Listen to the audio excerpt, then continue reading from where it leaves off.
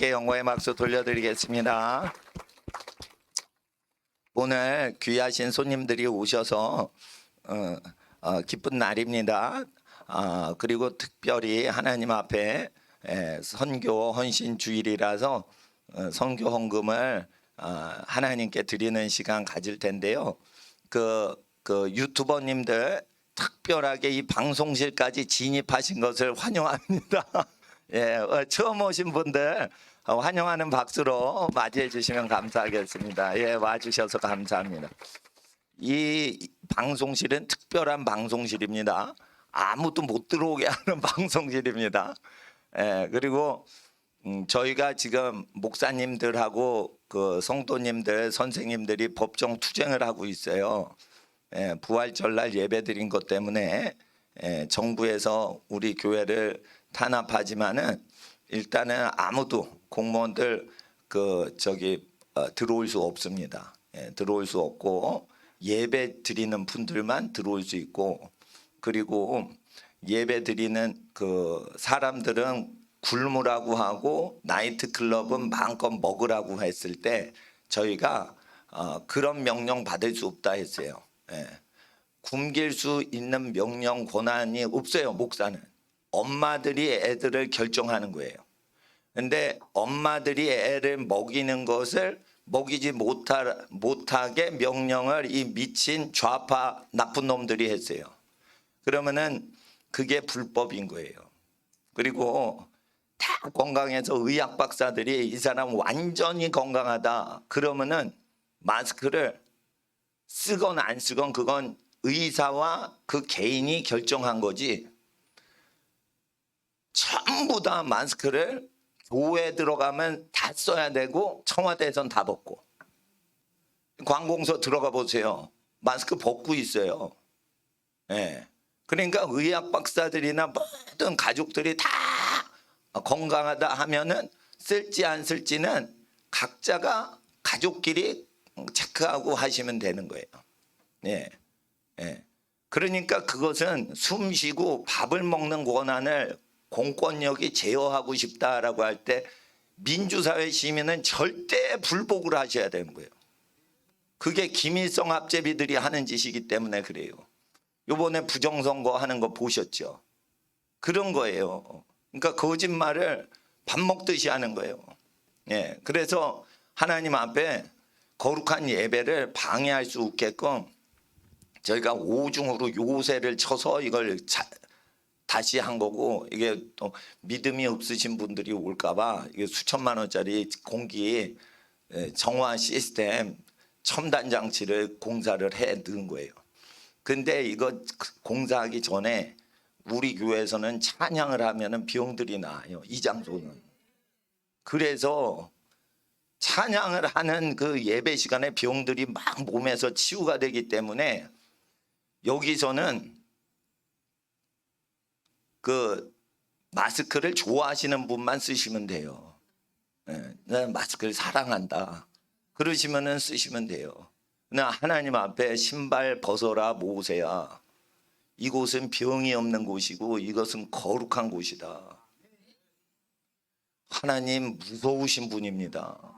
바로를 다 죽여버리시는 거예요. 바로 군대를 10번 참았다가 한 번에 죽여버리시는 거예요. 그냥. 그러니까 이게 바로 군대가 멸망을 할 때가 가까이 왔기 때문에 기도하고 찬양할 때는 이게 자신감 있게 하고, 그리고 하나님 앞에서 먹고 마시고 뭐 하는 거는 부모님이 다 챙기시면 되는 거예요. 그런 자유를, 인권을 우리에게 주신 거예요. 그러니까 인권 탄압할 때 인권 탄압 당하면 안 되는 거예요. 그 불신자는요, 여기 예배당 오면 안 되는 거예요. 대통령도 못 들어오게 해야 되는 거예요. 문재인 씨 불신자예요. 불신자고 김정은 하수인이에요. 근데 김정은이 죽을 것 같아. 그럼 문재인도 죽는 거예요. 그러면은 우리 성도님들이 사랑하는 민경욱 의원님의 모든 정치 활동은 다시 정상 궤도가 되시는 겁니다. 부정선거가 확실하니까 나는 고집스럽게 민경욱 의원님이라고 하겠습니다. 그리고 우리 저 사랑하는 존경하는 정갈렙 선교사님 정기 고문당하면서 북한 성도들 위해 자기 재산 다 허비하고 사업하시는 거 다 정리하시고 그리고 복음 증거하시다가 정기 고문당하시고 체포되시고 그러셨습니다. 북한 성도들 위해서 절대 공산당에게 굴복하시면 안 됩니다. 조금 시간이 지났는데 그래서 이 시간 헌금을 할 때 우리가 헌금하는 시간을 좀 갖겠습니다. 기도 음악을 살짝 틀어주시면 감사하겠습니다. 북한 선교하고 그리고 그 민경욱 의원님이 하나님을 믿으시는 크리스찬이십니다. 그래서 정치권에서 복음 증거하시고 거짓 증거하는 정치인들을 회개시키는 운동하시니까 저희가 구국 활동하시는 분들한테 우리가 하나님께 바친 것은 북한 선교하고 정치인들 부정선거 회개시키는 그런 헌금으로 또 저희 교회가 미자리 교회 지금 지원하고 있는데 월세 미자리 교회 지원하는 그런 비용으로 오늘 헌금을 하나님께 바칩니다. 오늘 하나님 앞에 우리가 예배 드릴 때 선교사님하고 민경욱 의원님 오셨으니까 이 시간 제가 아까 기도 많이 했으니까 선교사님이 그냥 올라오셔서 이렇게 말씀 전해 주시는데 오늘 하나님 앞에 복을 받은 날입니다. 우리 좌우에 있는 분께 잘 오셨습니다. 이렇게 인사해 주세요. 잘 오셨습니다. 할렐루야. 그리고 여긴 방송실이지 본당은 저쪽입니다. 태극기 성족이 걸려 있는 장소가 본당인데 여기는 방송실이에요. 그러니까 방송과 관련되신 분만 오셔야 됩니다. 그리고 여기는 영적으로 이 알라모 요새예요. 그래서 탈출로까지 다 만들어 놨어요. 원래 이걸 소개해드리면 놀래요. 다 탈출로가 있어요 또. 근데 이게 판잣집으로 만들어가지고 이거를 쉽게 만듭니다. 하나님 앞에 이 시간 봉헌기도 잠깐 드리고 우리 정갈렙 선교사님 올라오셔서 말씀 전하실 때 잠깐 기도드리겠습니다. 아버지 하나님 오늘 선교 헌신 귀한 주일날 귀한 손님들 많이 오게 해주셔서 감사합니다. 나라가 망국의 길로 치달을 때 하나님 앞에 북한을 살리고 남한을 살리려고 애쓰시는 성도이자 애국자이자 하나님의 복음 전도자여 선지자의 마음으로 달려가시는 선교사님 또한 애국 국회의원 모든 애국자 분들의 심령 속에 하나님의 나라 임하여 주시옵시고 이 귀한 예물을 하나님 위에서 바치오니 드리고 바친 모든 손길과 주일 헌금과 모든 마음으로 감사드리는 감사헌금 다 주님께 바치오니 선교와 하나님 나라의 영광 위에 사용하여 주시옵소서. 거룩하신 하나님께 우리 주 예수님의 이름으로 기도드릴 때 드리고 바친 모든 손길에 하는 사업에 복을 더해 주시고 사랑하시는 부모님들 강건케 하옵시고 평안케 하옵시고 자녀들이 복을 얻어서 이 나라 이 민족을 살리는 귀한 하나님의 일꾼들로 자라가게 하여 주시옵시고 자손 대대 하나님께 영광 돌리는 거룩한 집안들 되게 하옵소서. 거룩하신 예수님 이름 받들어 기도드리옵나이다. 아멘.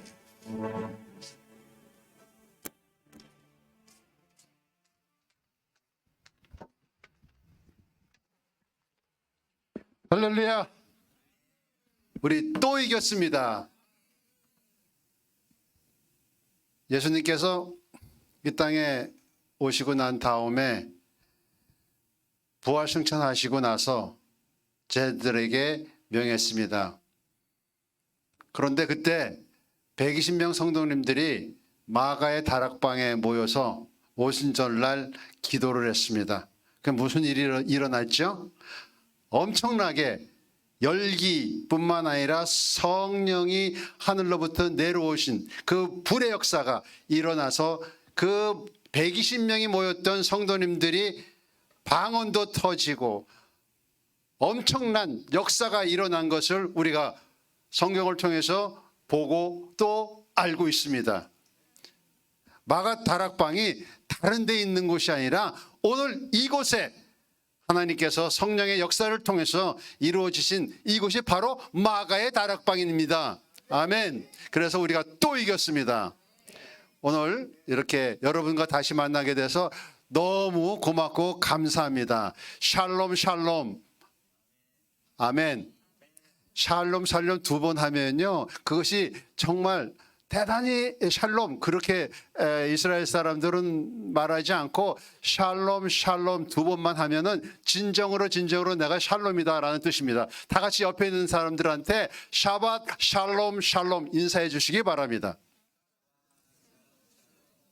네, 감사합니다. 제가 다시 한번 기도드리겠습니다. 사랑과 자비로우심 하신 하나님 아버지, 참으로 감사합니다. 오늘 주일날 맞이해서 하나님께 영광과 찬양을 올려드리고 예수 그리스도를 통해서 우리가 승리케 하여 주시고 여호와 니시를 외치며 우리가 나갈 수 있도록 함께하여 주심을 감사합니다. 정부가 어떠한 일을 꾸민드라 하더라도 우리가 믿지 않고 오직 예수 그리스도만 믿고 나가고 성령만 의지하고 나가는 이곳에 주님이 함께하시고 하나님의 뜻이 이루어지고 우리에게 기쁨이 넘칠 수 있도록 함께하여 주시옵소서. 감사하며 다시 오실 예수와 이름 받들어 기도드리옵나이다.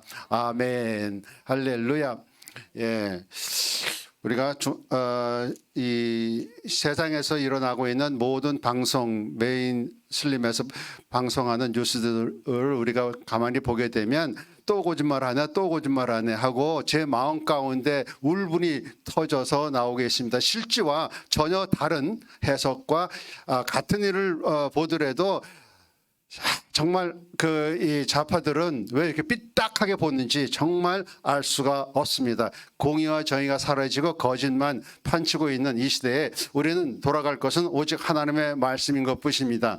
우리 요한계시록의 3장에 있는 말씀을 제가 잠깐 읽어드리고 말씀을 전하고 난 이후에 우리 민경 의원님에게 바톤을 올려드리겠습니다. 라오디게아 교회에 대한 하나님의 책망의 말씀이 나오는 요한계시록 3장 14절에 있는 말씀서부터 우리 한번 봉독해 올리겠습니다. 라오디아 교회의 사자에게 편지하라. 아멘이시여 충성되고 참된 증인이시여 하나님의 창조의 근본이신 이가 이르되 내가 내 행위를 아노니 내가 차지도 아니하고 뜨겁지도 아니하도다. 내가 차든지 뜨겁든지 하기를 원하노라. 내가 이같이 미지근하여 뜨겁지도 아니하고 차지도 아니하니 내 입에서 너를 토하여 버리리라. 내가 말하기를 나는 부자라. 부요하여 부족한 것이 없다 하나 내 곤고한 것과 가련한 것과 가난한 것과 눈먼 것과 벌거벗은 것을 알지 못하는도다. 내가 너를 권하노니 내게서 불로 연단한 금을 사서 부요하게 하고 흰 옷을 사서 입어 벌거벗은 수치를 보지 않게 하고 안약을 사서 눈에 발라 보게 하라. 무릇 내가 사랑하는 자를 책망하여 징계하노니. 다 같이 시작. 그러므로 내가 열심을 내라 회개하라. 이 라오디게아 교회의 해결 방법이 바로 두 가지를 하나님께서 제시하고 있습니다. 내가 열심을 내라 회개하라. 요새 세상 살아가는 성도님들도 마찬가지로 이 미지근한 신앙에 빠져 있어서 공산주의 영의 미혹이 되어가는 시대에 살고 있습니다. 우리가 하나님 앞에 열심을 내지 아니하면 하나님께서 토해 버리신다고 말씀하고 있는 것을 보게 됩니다. 그런데 우리 이 마지막 시대에 실질적으로 우리가 한번 나 자신부터 생각을 해보시면 찔리는 설교의 말씀은 하나님이 정확하게 우리에게 말씀을 주셔서 내가 회개해야 되겠다. 내 마음이 찔린다. 그런 말씀이 다가왔을 때 여러분들의 반응이 어떻습니까? 보통 여러분들은 다르지만 세상에 있는 다른 성도님들은 찔리는 설교 별로 좋아하지 않습니다.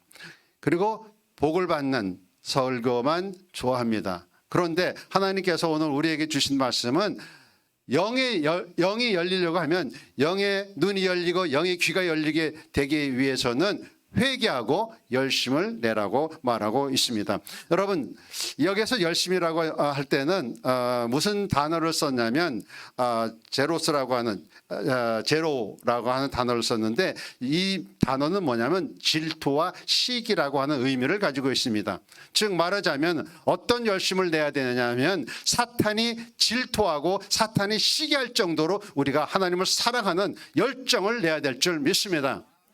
회개하고 나가고 열심을 다하면 하나님을 섬기는 때에 우리의 마음과 신앙을 복음으로만 살아간다고 열심을 내기만 하면 누가 시기하냐면 사탄이 시기하고 공산주의자가 시기하고 문재인 정부가 시기하고 좌파들이 시기하고 있습니다. 여러분들도 다 아는 것처럼 이왕재, 그다음에 경기도 의사협회 회장인 이동욱 우리 의원님께서 뭐라고 얘기하냐면 코로나는 없다라고 얘기를 하고 있습니다. 아니, 코로나는 있겠지만 그건 치명적이 아니라고 얘기를 하는데 뭐 4단계까지 프레임을 딱 짜가지고 이제는 4단계까지 올라가지고 어디에서만 못 모이게 해요? 교회만 못 모이게 해요. 그러니까 교회가 조금 성령의 부흥이 일어나려고 하고 말씀대로 순종하고자 하는 많은 성도님들이 일어나기만 하면 누가 시기해? 사탄들이 시기하기 때문에 이런 프레임을 따가지고 우리를 못 살게 굴고 있지만 오늘 한미연합교회 승리했습니다. 예수 그리스도 안에서 우리가 승리했습니다. 여호와 니시가 승리한 것입니다. 하나님의 열심으로 승리하게 되어 있습니다. 그런데 우리 데살로니가 전서 2장 17절에 보면은 형제들아 우리가 잠시 너희를 떠난 것이 얼굴이요 마음은 아니라 너희 얼굴을 보기를 열정으로 더욱 힘쓰노라 할 때 그 열정이라고 하는 것은 히브리어로 뭐라고 헬라어로 프레시 에피티미아라고 하는 말씀을 원어인데 이것은 갈망하다, 충동적으로 갈망하다, 가장 강력한 욕망을 얘기하고 있는 것을 보게 됩니다. 예레미야에서도 마찬가지고요. 그런데 이 열정과 영광이 잘못된 사례가 있는 것을 보게 됩니다. 그것은 우리가 잘못된 사례가 사울에게 일어나고 있습니다. 사울이 21장 사무엘하 21장 2절에 보면은 뭐라고 얘기를 하냐면 사울이 이스라엘과 유다 족속을 위하여 열심으로 있으므로 저희를 죽이기를 꾀하더라. 이건 뭐 기브온 사람들을 기브온이라고 하는 사람을 죽이지 않기로 약속한 것이 여호수아에 나옵니다. 그런데 사울이 어떤 열심을 가졌느냐 하면은 카나라고 하는 열심을 가졌어요. 이것도 역시 무슨 뜻이냐면 시기와 질투라는 뜻을 가지고 있습니다. 잘못 사용하게 되면 사람을 죽이는 열정을 가지고 있는데, 그런데 우리가 하나님의 은혜 가운데서 하나님 안에 들어가는 열정은요 나를 살리게 하는 역사가 일어나고 있는 것입니다. 그래서 아가서 8장 6절에 보면 여기에서도 열심이라고 하는 단어로 번역을 했는데 격렬한 열정은 죽음과 같이 강하다라고 하는 뜻을 가지고 있습니다. 이때 쓴 히브리 말로는 키나라고 하는 단어인데 이거는 굉장히 하나님 안에서 열정적으로 살아가고 헌신과 봉사가 따라가는 그러한 의미를 가지고 있습니다. 이렇게 키나라고 하는 단어가 이 시편 69편 9절에도 이런 단어가 나옵니다. 주의 집을 위하여 열정을 내는 것입니다. 즉 말하면 헌신의 능력이 따라가면 헌신의 능력이 따라가고 하나님의 성령이 같이 임하게 되면 그것이 바로 열정으로 변하는데 그 열정은 뭐냐면 사람을 살리는 열정입니다. 사람을 살리는 열정뿐만 아니라 하나님을 찬미하는 열정이에요. 그러니까 오늘 여기서 찬미하고 예배드리고 성령으로 기도한 것은요 마가 다락방에서 일어나는 성령의 역사와 동일한 것입니다. 하나님이 이 시대에 이런 거를 원하고 있어요. 할렐루야. 오늘 여러분들이 이곳에 참여해서 본의 아니게 우리 유튜브들도 여기 참석했지만 같은 은혜가 충만하기를 예수님의 이름으로 축복합니다. 그래서 열광적으로 노력하는 자, 제가 여기 올 때마다 감동 또 감동하는 것은요, 1세대의 성령의 역사를 통해서 많은 분들이 주님 앞에 올바로 서 있는데, 이젠 2세가 주름 잡고 있어요. 여기요. 아시죠? 네, 누군지. 그런데 3세도 요 앞에 앉아 있어. 3세도 이제 성장하고 있어. 와, 고마워.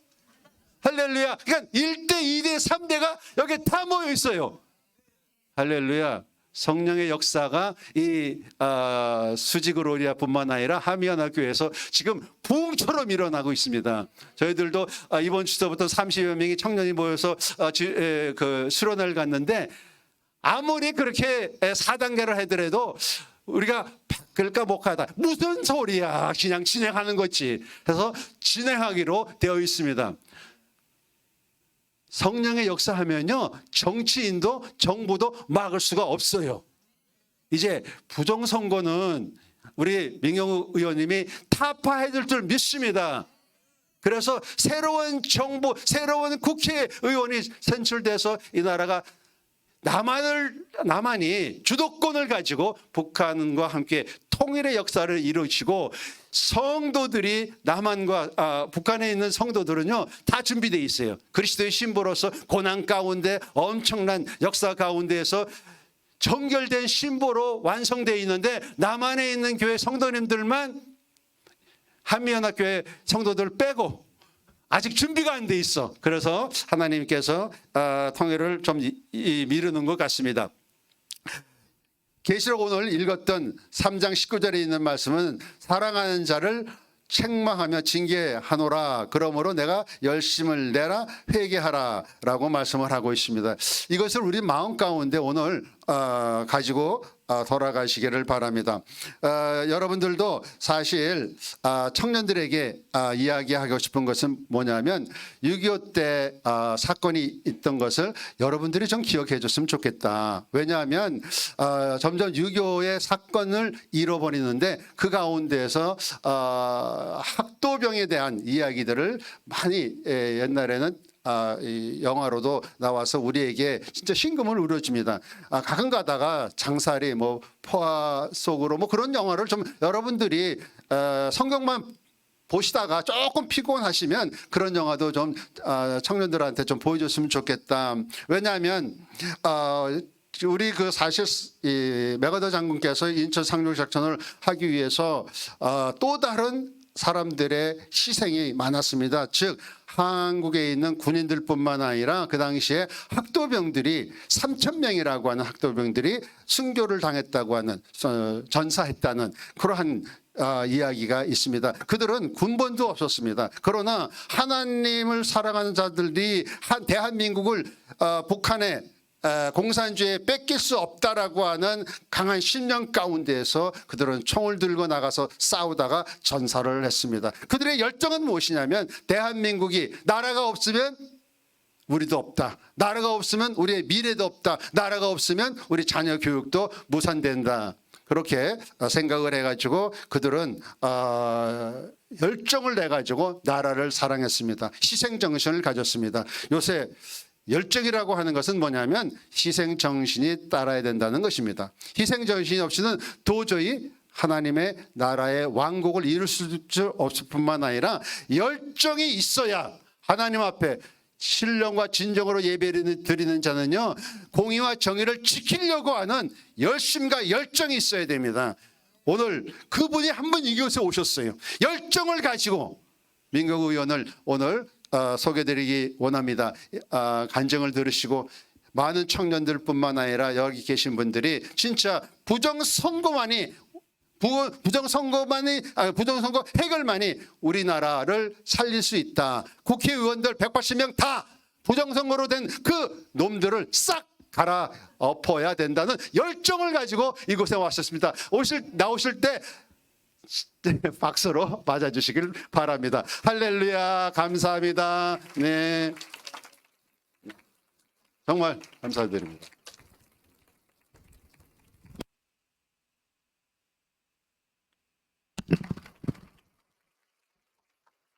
감사합니다.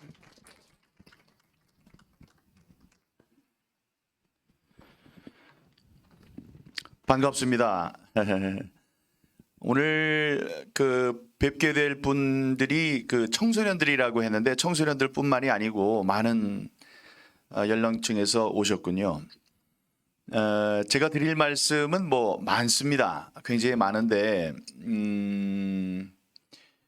그 앞에 제가 정말로 귀하게 생각하는 간증을 하나 드리고 뒤에 이 정치와 관련된 이야기가 좀 나올 수 있을지도 모르겠습니다. 시간이 안 되면 그거는 건너뛰더라도 제가 여러분과 함께 나누고 싶은 귀한 말씀이 있어서 오늘 이곳에 왔습니다. 저는 모르시는 분들이 많을 거예요. 그 연령이 좀 되신 분들은 괜찮으신데 우리 젊은이들, 어린이들 또 청년들은 잘 모르실 수 있습니다. 요즘 텔레비전에는 너무나 그 많은 사람들이 순식간에 나왔다가 순식간에 사라지기 때문에 명멸한다고 하죠. 그래서 텔레비전에는 한 2, 3주일만 안 나오면 다 잊혀져 버립니다. 옛날에 있었던 가수들이 나와서 노래를 부르는 걸 봤는데 이 복면 가왕. 그런데 이 복면을 벗으면은 저 사람 그 옛날에 그렇게 유명했던 사람인데 까맣게 잊고 있었구나 이렇게 생각하는 경우가 많아요. 저도 마찬가지입니다. 저는 1991년에 KBS에 입사를 해서 기자 생활을 23년 동안 했습니다. 23년 동안 하는 동안에 많은 특종을 했었고 특종을 했고 또 KBS 워싱턴 특파원도 했고요. 다음에 7시, 8시, 9시 뉴스 앵커를 했습니다. 9시 뉴스 앵커는 2011년 1월 1일 일자가 많이 있어서 잊어버릴 수가 없어요. 2011년 1월 1일 그러니까 10년 전이네요. 그때부터 3년 동안 아주 길게 9시 뉴스 앵커를 했습니다. 그때는 KBS가 지금같이 인기가 없지 않았고 굉장히 인기가 높았어요. 그래서 시청률이 20%였습니다. 지금 생각하면 여러분들은 그 중요성이나 뭐 충격적인 것을 느끼지 못하실 수 있는데 20%면 굉장히 높습니다. 지금 방송은 9시 뉴스 방송은 그 반이 안 될 겁니다. 그리고 MBC가 뭐 1% 이런 시청률을 기록해서 깜짝 놀랐다 이런 얘기도 들었습니다. 1%는 나오면 안 되는 공중파에서 나오면 안 되는 시청률입니다. 왜냐하면 옛날에 요즘도 그런가요? 아침에 새벽에 보면은 파랗게 칼라바라고 나와요. 아직 방송이 시작되지 않았을 때 그게 한 2, 3% 되니까 언제 텔레비전이 나오나 그러면서 그 켜보는 사람들이 2, 3% 되는데 텔레비전에 나오는데 그게 1%였다면 그건 큰일이죠. 그때 20%였으니까 매일 밤 우리나라 인구가 5천만 명이다 하면 그중에 20% 1,000만 명이 매일 그 텔레비전을 보는 그 뉴스 9시 뉴스를 보는 그때의 9시 뉴스 앵커를 했습니다. 7시 8시 뉴스 앵커도 했었고 다음에 심야 토론이라고 토론 프로그램이 있어요. 거기에 앵커도 했었고 다음에 열린 토론이라고 심야 토론은 일주일에 한 번 토요일 밤부터 일요일까지 하는 거지만 열린 토론은 매일 저녁 라디오로 100분씩 가장 중요한 이슈를 잡아서 한국에서 제일 똑똑한 사람들 불러서 4명씩 불러서 거기서 토론하는 토론 프로그램의 앵커도 했었습니다. 그래야지 이제 여러분들이 특히 청소년들이 제 말에 귀를 기울일 것 같아서 소개를 드렸고요.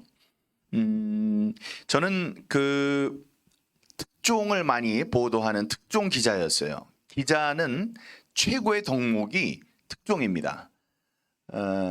사업을 하는 사람들의 가장 해야 하는 일이 뭘까요? 돈을 많이 버는 일이에요. 남이 1,000만 원 벌면 1억 벌고 1조 원 벌고 이런 일이 돈을 벌기 위해서 그 자리에 뛰어든 사람이 할 일입니다. 근데 기자는 특종을 해야 돼요. 특종은 다른 사람들이 모르는 중요한 일을 보도하는 걸 특종이라고 합니다. 근데 이제 그 특종상을 많이 받았습니다. 이달의 기자상도 받았고 다음에 방송 기자라면 최고로 치는 방송 대상 대한민국 방송 대상을 2번을 탔습니다. 예, 그럴 정도로 열심히 취재를 했었는데 그 취재한 이야기를 지금부터 해드리려고 합니다.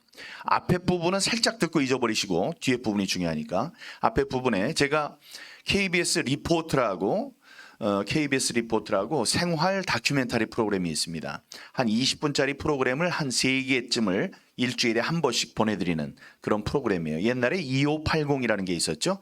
2580에 대항하는 프로그램이었는데 우리 프로그램이 시청률이 더 높았습니다. KBS 리포트 그거를 할 때였습니다. 어떤 제보가 들어왔냐면 여기에 뭐가 이제 아파서 병원을 갔어요. 병원을 갔더니 병원에서 의사 선생님이 뭐라고 그러시냐면 이거 여기에 암입니다. 여기에 뭐 이 임파선 암입니다라고 얘기를 했어요. 그래서 이비인 후과에서는 가장 최고로 치는 가장 큰 수술을 했습니다. 여기에 있는 이 턱 안에 있는 뭐 이쪽 그 임파선 근육 같은 것을 전부 다 드러내면서 암 세포를 찾는 그런 수술을 했습니다. 근데 수술을 하는 도중에 이거는 환자의 얘기예요. 환자에 따르면 환자는 뭐 정신이 없었지만 나중에 자기가 얘기한 것에 따르면 이 의사 선생님이 암이 없는데 암이 있다고 그래서 이걸 전부 다 뜯어내면서 하나하나 암 조각을 찾았는데 암이 없었다는 거죠. 그래서 여기를 다 뜯어냈어요. 뜯어낸 걸 다시 붙일 수는 없어요. 다 뜯어내가지고 이제 자기는 이제 이 장애자가 되게 생겼는데 그런데 이게 없으니까 큰일 났지 싶어서 밖에 나가서 다른 사람의 암세포를 가져왔다는 거예요. 그래서 사람들한테 얘기를 했다는 겁니다. 자, 이게 암이에요. 거기 이제 보호자에게 자, 여기 암세포 나온 거 보셨죠? 이러고 이거를 이제 대강 닫고 수술을 마쳤다. 너무나 억울하다. 그런 게 저한테 제보가 들어왔습니다. 그래서 그 사람 인터뷰하고 법의학자 인터뷰하고 다음에 그거를 그렇게 나쁜 짓을 했다고 주장하는 그 의사 선생님을 대구까지 가서 인터뷰를 하고 이래서 제 마음속에는 야, 이게 참 나쁜 짓을 했는데 이 사람을 내가 고발을 하고 억울한 환자를 내가 도와줄 수 있게 됐구나. 그래서 참 그 훌륭한 일을 내가 하게 됐다. 세기의 특종을 하게 됐다. 이런 이제 가슴이 이제 부풀었을 때입니다. 자, 여기까지 있었던 요 사건은 조금만 생각하세요. 자, 요 이비인후과 요거. 자, 그래서 취재를 다 하고 그날 밤이었어요. 어느 날 밤 그 취재를 하면서 이제 기사를 쓰기 시작을 이제 해야 합니다. 기사를 쓰기 시작해야 돼요. 그래서 기사를 좀 이제 구상을 하면서 그날 야근이어서 KBS의 4층에 있는 우리 KBS 리포트 그 사무실에서 내려와서 보도국이 있는 3층으로 내려갔습니다. 깜깜한 밤이었어요. 밤에 원래 6시부터 시작을 해야 되지만 자 대강 거기 있는 분들이 6시부터 9시 넘어서까지는 뭐 11시까지는 사람들이 거기에 있습니다. 그러니까 대강 하고 나는 거기 위에 있다가 이따 내려오겠습니다 하고 미리 신고를 하고 보고를 하고 다음에 그 시간이 돼서 내려왔어요. 밤 시간이 10시가 넘었을 겁니다. 그때 이제 여기서 4층에서 내려와서 3층에 저쪽 끝에 외신부가 있습니다. 국제부가 있는데 국제부 이제 영어를 잘해요. 그래서 영어로 번역을 하는 외신을 번역하는 그 야근을 하기 위해서 이렇게 이제 쭉 가고 있었습니다. 이렇게 쭉 굉장히 넓은 보도국이죠. 거기를 이렇게 쭉 가고 있는데 그 시간에 저 왼쪽에서 깜깜한데 다 불을 꺼놓은 데서 저쪽에서 따라랑 하고 전화가 울렸어요. 그때 이 보도국에 있는 사람이라고는 사회부 기자들, 무슨 불나나 살인사건 나나 기다리는 경찰 기자들이 저쪽에 한 무더기가 있었고 저쪽 끝에 제가 가야 되는 곳에 국제부에 몇몇 야근자가 있었고 나머지는 깜깜했습니다. 그때 쭉 가는데 왼쪽 저쪽에서 전화가 왔어요. 따라랑. 자, 잘 들으셔야 돼요. 다른 사람 같으면 그냥 갑니다. 다른 사람 같으면 그냥 가요. 뭐야 이거. 그런데 저는 다정다감해요. 그렇게 안 보이시겠지만 아주 다정다감한 사람이에요. 그리고 이런데 신경을 많이 써요. 어떻게 신경을 썼냐면 저 사람이 누군지 모르지만 이 밤에 방송국에 전화를 했을 땐 다 이유가 있을 것이다. 방송국에 전화한 사람 두 부류가 있습니다. 1. 너무나 억울한 일이 있어서 그거를 고발하고 싶은 사람, 그 억울한 분들. 2. 정신병자들. 좀 맛이 간 사람들 전화 받으면 지금 있는 게 생방송입니까? 아니면 녹화 방송입니까? 그러면 생방송이에요. 그러면 제가 이걸 3번만 더 전화해도 되겠습니까? 그래서 제일 뭐 내기하셨어요. 네 그렇습니다. 그래서 전화하면은 다시 그 사람이 해요. 생방송입니까? 똑같아요. 생방송입니까? 녹화 방송입니까? 생방송입니다. 알겠습니다. 2번만 더 하겠습니다. 똑같. 이렇게 3번을 해야지 마음의 안정을 얻는 거예요. 2번 하고 안 받으면 이 사람은 계속 전화를 해요. 옆에 있는 사람한테 전화하고 막 이런 분들이 많습니다. 하지만 그런 분들이 있더라도 그중에 한 분이라도 억울한 사정이 있는 분이면 받아야 되잖아요. 그래서 가서 받았어요. 전화를. 여보세요 했더니 어느 분이 여성분이었는데 말씀을 하셨어요. 제가 이 대강이래요. 그 유방암 수술을 해서 양쪽을 떼내는 수술을 했는데 뭐 재발을 했는데 억울하고 속였고 아무데다 얘기를 해도 들어주질 않고 뭐 이런 얘기를 하시는 거예요. 근데 나는 일단 저기에 빨리 가야 되고 국제부에 빨리 가야 되고 다음에 이 가만히 들으니까 의료사고예요. 근데 제가 지금 의료사고 20분짜리 프로그램을 만들고 있잖아요. 그러니까 또 할 수는 없잖아요. 그래서 그냥 조용히 듣고 있다가 쭉 얘기를 듣고 지금 의료사고신 모양이죠. 그렇다고 그래요. 그래서 의료사고는 제 처가 의사입니다. 의사. 산부인과 의사예요. 박사예요. 의학 박사인데 이 의료사고는 의사와 환자 이 양쪽에 서로의 입장이 있기 때문에 어느 쪽 한쪽 얘기만 들어서는 옳지 않습니다. 그래서 판단이 잘 안 됩니다. 그렇기 때문에 그게 좀 어렵고 마침 제가 지금 의료사고를 취재를 하고 있습니다. 그러니까 의료사고를 또 취재할 수는 없습니다.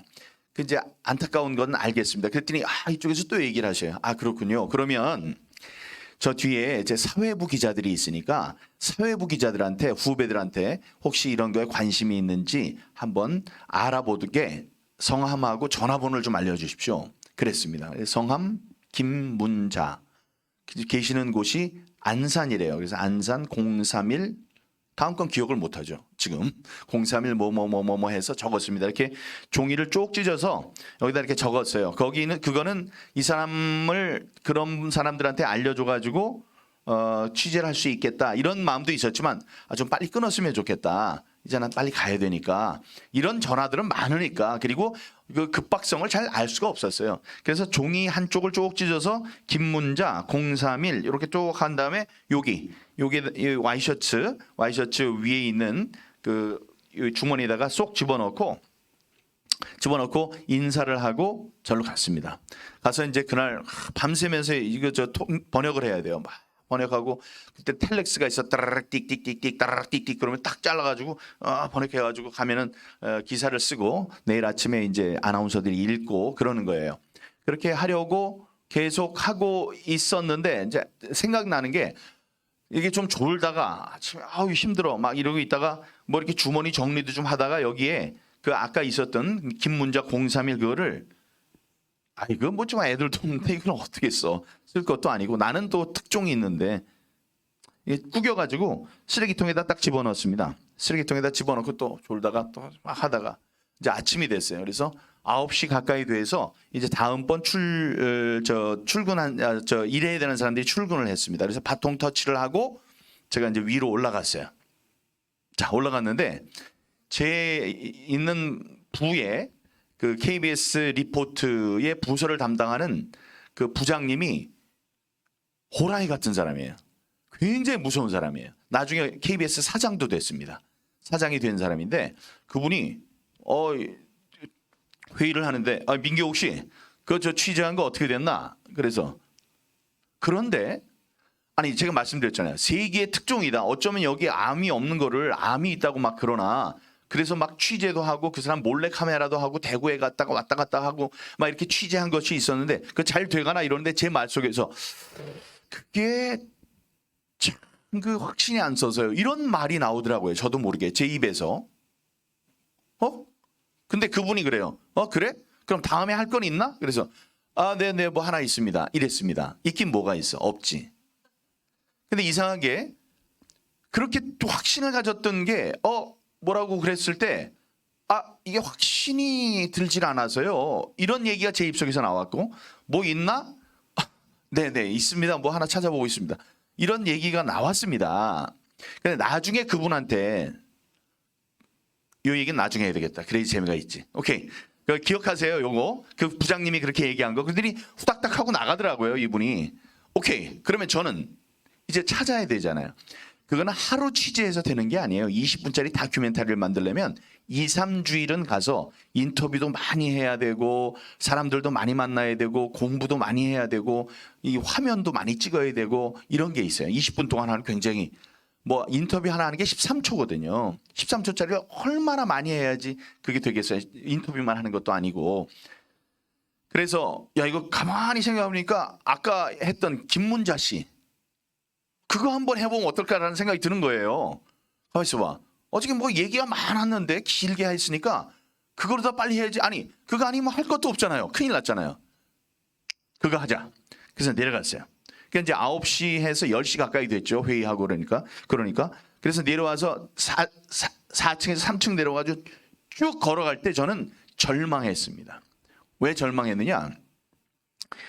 이 쓰레기통이 옛날 기억하실지 모르겠어요. 파란 플라스틱으로 된 요만한 그 쓰레기통이 있습니다. 이렇게 동그래 가지고 아래 이렇게 원뿔처럼 되어 있는 거. 그게 쫙 있는데 청소하는 아줌마들이 이걸 다 치웠어요. 딱 뛰어가면서 보니까 이게 전부 다 아주 그냥 깨끗하게 치워져 가지고 줄이 쫙 서 있는 거예요. 저랑 김문자 씨를 이어주는 건 뭐예요? 종이. 그 종이 한 장 아니에요. 이렇게 찢어놓은 거. 그게 없으면 김문자는 아는데 기억을 031도 알지. 안산이니까. 근데 번호를 어떻게 알아요? 그래서 이 가슴이 철렁 내려앉는 걸 느끼면서 쫙 걸어가서 우회전 해서 쫙 갔어요. 거기에 여러분 다른 거 다 말고 그 쓰레기통만 안 치워놨어요. 이거 굉장히 중요합니다. 그 쓰레기통만 안 치워놨어요.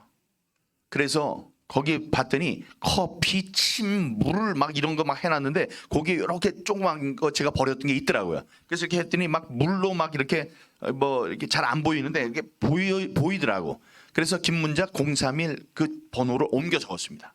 그래서 올라갔어요. 그래서 그분한테 전화를 했어요. 어제 전화 받았던 사람입니다. 굉장히 반가워하시는 거예요. 그러면서 이제 이야기를 하십니다. 근데 어떤 이야기냐 하면 이거예요.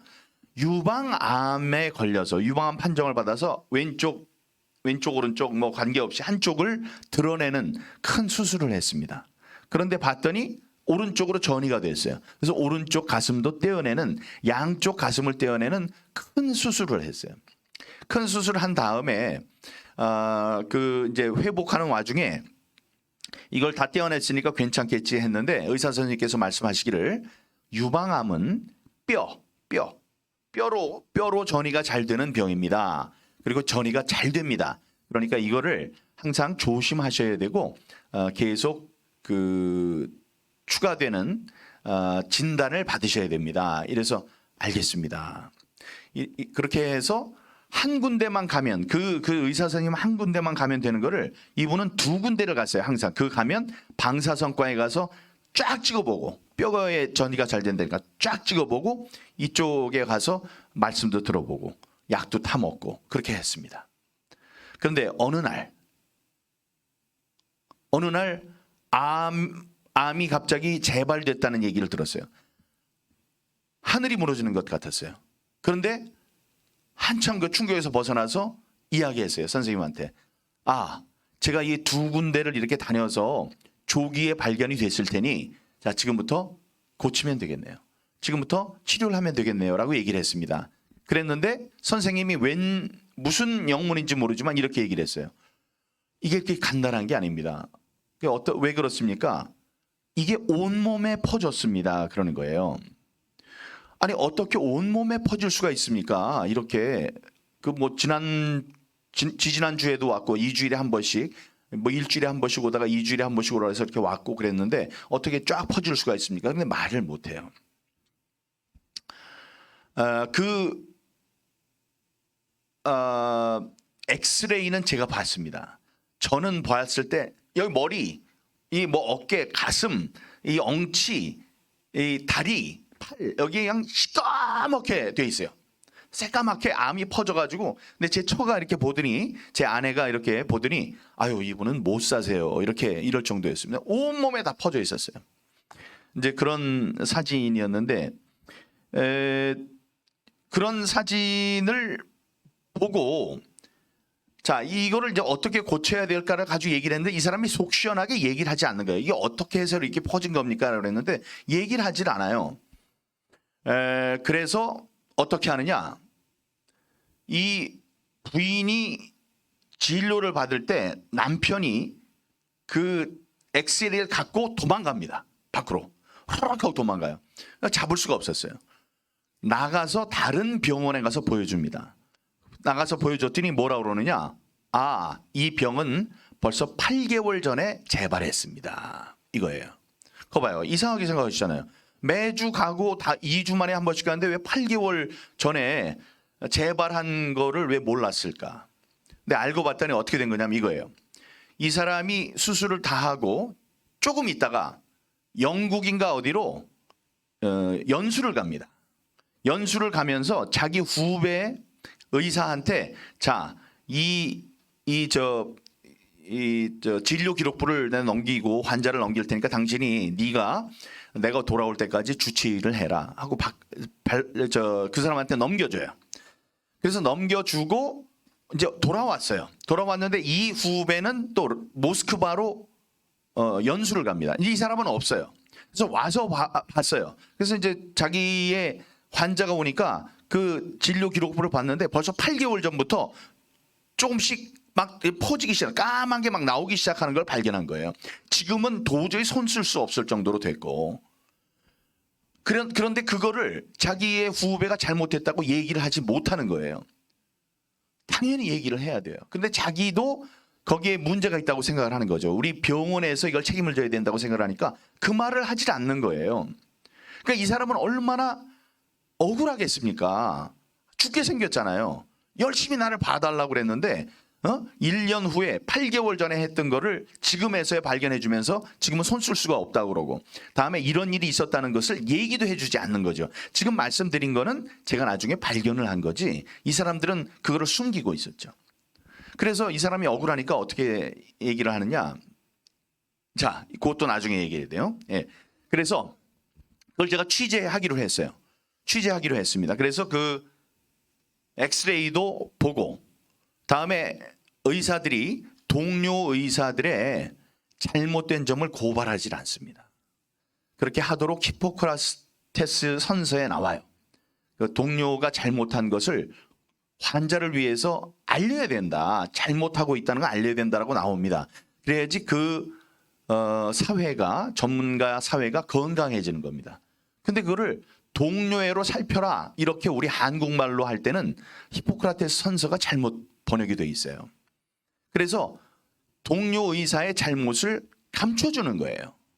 그러니 이 사람은 얼마나 괴로웠겠습니까? 자, 그런데 이게 아까 말씀드렸죠. 20분짜리 하려면 한 3주, 4주 이렇게 해야 되는 거를 이제 한 일주일 반쯤 남았을 때 내가 시작을 했는데 이 취재가 그냥 잘 됐어요. 저는 너무나 피곤했던 기억이 나요. 막 쓰러지듯 막 정신도 없고 그런데 그때마다 일이 안 될 게 됐어요. 또 안 될 것 같으면 되고 또 안 될 것 같으면 되고 그래서 인터뷰도 안 해주려고 하는 거를 집사람 제 처의 은사님께서 훌륭하신 분이 계셔서 그분은 그 의사를 이건 잘못됐다. 8개월 전에 나온 거다. 이걸 이렇게 하는 것은 윤리적으로 잘못된 것이다. 이런 얘기도 해주시고 그다음에 뭐 변호사들한테도 가서 얘기를 하고 그러면서 이제 마지막 날쯤 이제 가서 몰래 카메라도 했습니다. 몰래 카메라. 이거 당신이 알았냐 몰랐냐? 당신 후배가 나가서 그런 것 아니냐? 그 후배는 취재할 수가 없었죠. 모스크바에 있으니까. 그래서 그런 취재도 하고 몰래 카메라도 하고 그랬어요. 근데 마지막에 이런 생각이 들었어요. 자, 이분 결국은 이 사람의 잘못은 아니고 후배의 잘못인데 이 사람한테 몰래 카메라로 다 우리가 찍었지만 정정당당하게 할 수 있는 얘기를 한번 들어보는 게 좋겠다. 그래서 카메라를 메고 카메라가 이렇게 큽니다. 이렇게 작아도 옛날 거보다 훨씬 좋은 지금 그 기능을 하고 있는데 옛날 거는 이렇게 커요. ENG라고 그래서 큰 카메라를 들고 카메라 기자, 나, 카메라 기자 보조, 다음에 그 김문자 씨 4명이서 그 병원 문 앞을 쑥 해서 들어갔습니다. 들어갔더니 저쪽에서 2명 기도죠, 기도. 이 경비원이 2명이 쫙 왔어요. 뭐냐면 당신들 뭐야? 나한테 이제 그러려고 그랬던 거죠. 근데 우리는 기자들은 그런 게 뭐 다반사예요. 다반사예요. 뭐 밥 먹는 일처럼 흔해요. 그래서 오면 그런지 어떻게 할 건데? 근데 취재하는데 취재 방해하는 거요? 이래서 우리가 그 사람들을 혼낼 수 있어요. 그런데 그 사람들이 오는 걸 보고 이 김문자 씨는 이분들이 자신 때문에 저 사람들의 공격을 받는다는 생각 때문에 놀라셨어요. 그런 다음에 어떻게 했냐면 이렇게 했어요. 아니 당신네들이 나를 이렇게 만들어 놓고 하면서 머리를 이렇게 하는데 보니까 이 머리 긴 머리가 전부 다 가발이었던 거예요. 이 쫙 한 거에 보니까 눈썹도 없고 아무 털이 없어요. 그건 이제 암 치료를 화학 치료를 받다 보면 모든 털이 다 빠지고 여러 가지 이제 부작용들이 있죠. 밥 먹으려고 하면 토할 것 같고 그래서 밥 잘 못 드시고 뭐 이런 게 있습니다. 그거 깜짝 놀랐어요. 그러면서 나를 이렇게 만들어 놓고 지금 뭐 하자는 거예요? 라고 얘기를 했습니다. 우리를 보호하기 위해서 그런 거죠. 근데 그 장면을 또 우리 손빠른 기자가 찍었어요. 왜? 그거를 저 사람들 오늘요 저 뭐야 이러고 있는데 이쪽에서 소리가 나니까 쫙 했는데 이거를 쫙 벗어가지고 나를 이렇게 만들어 놓고 지금 뭐 하자는 거예요? 라고 얘기를 했습니다. 그런 얘기하는 게 찍혔어요. 오케이 여기까지. 그래서 그걸 갖고 들어가서 우리가 편집을 하기 시작했습니다. 굉장히 빠른 시간. 그때도 막 기절할 것 같은데 빨리 써야지. 그래서 이것 해가지고 해서 만들었어요. 만드는 와중에 제가 요 부분을 붙이는 거예요. 짠! 지금 뭐 하는 거예요? 나를 이렇게 만들어 놓고. 근데 그게 한 번에 붙지 않으니까 지금 뭐 하는 거예요? 지금 뭐 하는 거예요? 이걸 계속 지금 뭐 하는 거예요? 이렇게 붙이고 있는데 뒤에서 이래요. 야 이게 뭐냐? 그래서 봤더니 보도본부장이에요. 보도본부장. 보도국에서 제일 높은 사람이에요. 그 어른이 이게 뭐냐? 그래서 자초지종을 얘기를 했습니다. 이거 암 환자인데 의사가 잘못했고 그걸 우리가 취재를 했고 요거는 이제 마지막에 인터뷰를 하려고 그랬더니 이 사람이 이렇게 하는 거를 찍었습니다. 했더니 오 그래? 9시 뉴스에 내. 이러는 거예요. 여러분 9시 뉴스에 한번 나가면은 세상의 모든 일이 다 바뀌어요. 지금 제가 부정선거 가지고 얘기하고 있잖아요. 그것도 9시 뉴스에 나오기만 하면 돼요. 이 사람들이 내주질 않죠. 이게 문제인 거예요. 9시 뉴스 그 당시에 얘기했죠. 20%라고. 1,000만 명이 본다고. 1,000만 명이 한번 쫙 보면은 다음 날 아침 5천만 명이 다 알아요. 그렇기 때문에 그거 하는 거예요. 9시 뉴스에 내래요. 우와 알겠습니다. 그래서 딱 써가지고 9시 뉴스 냈어요.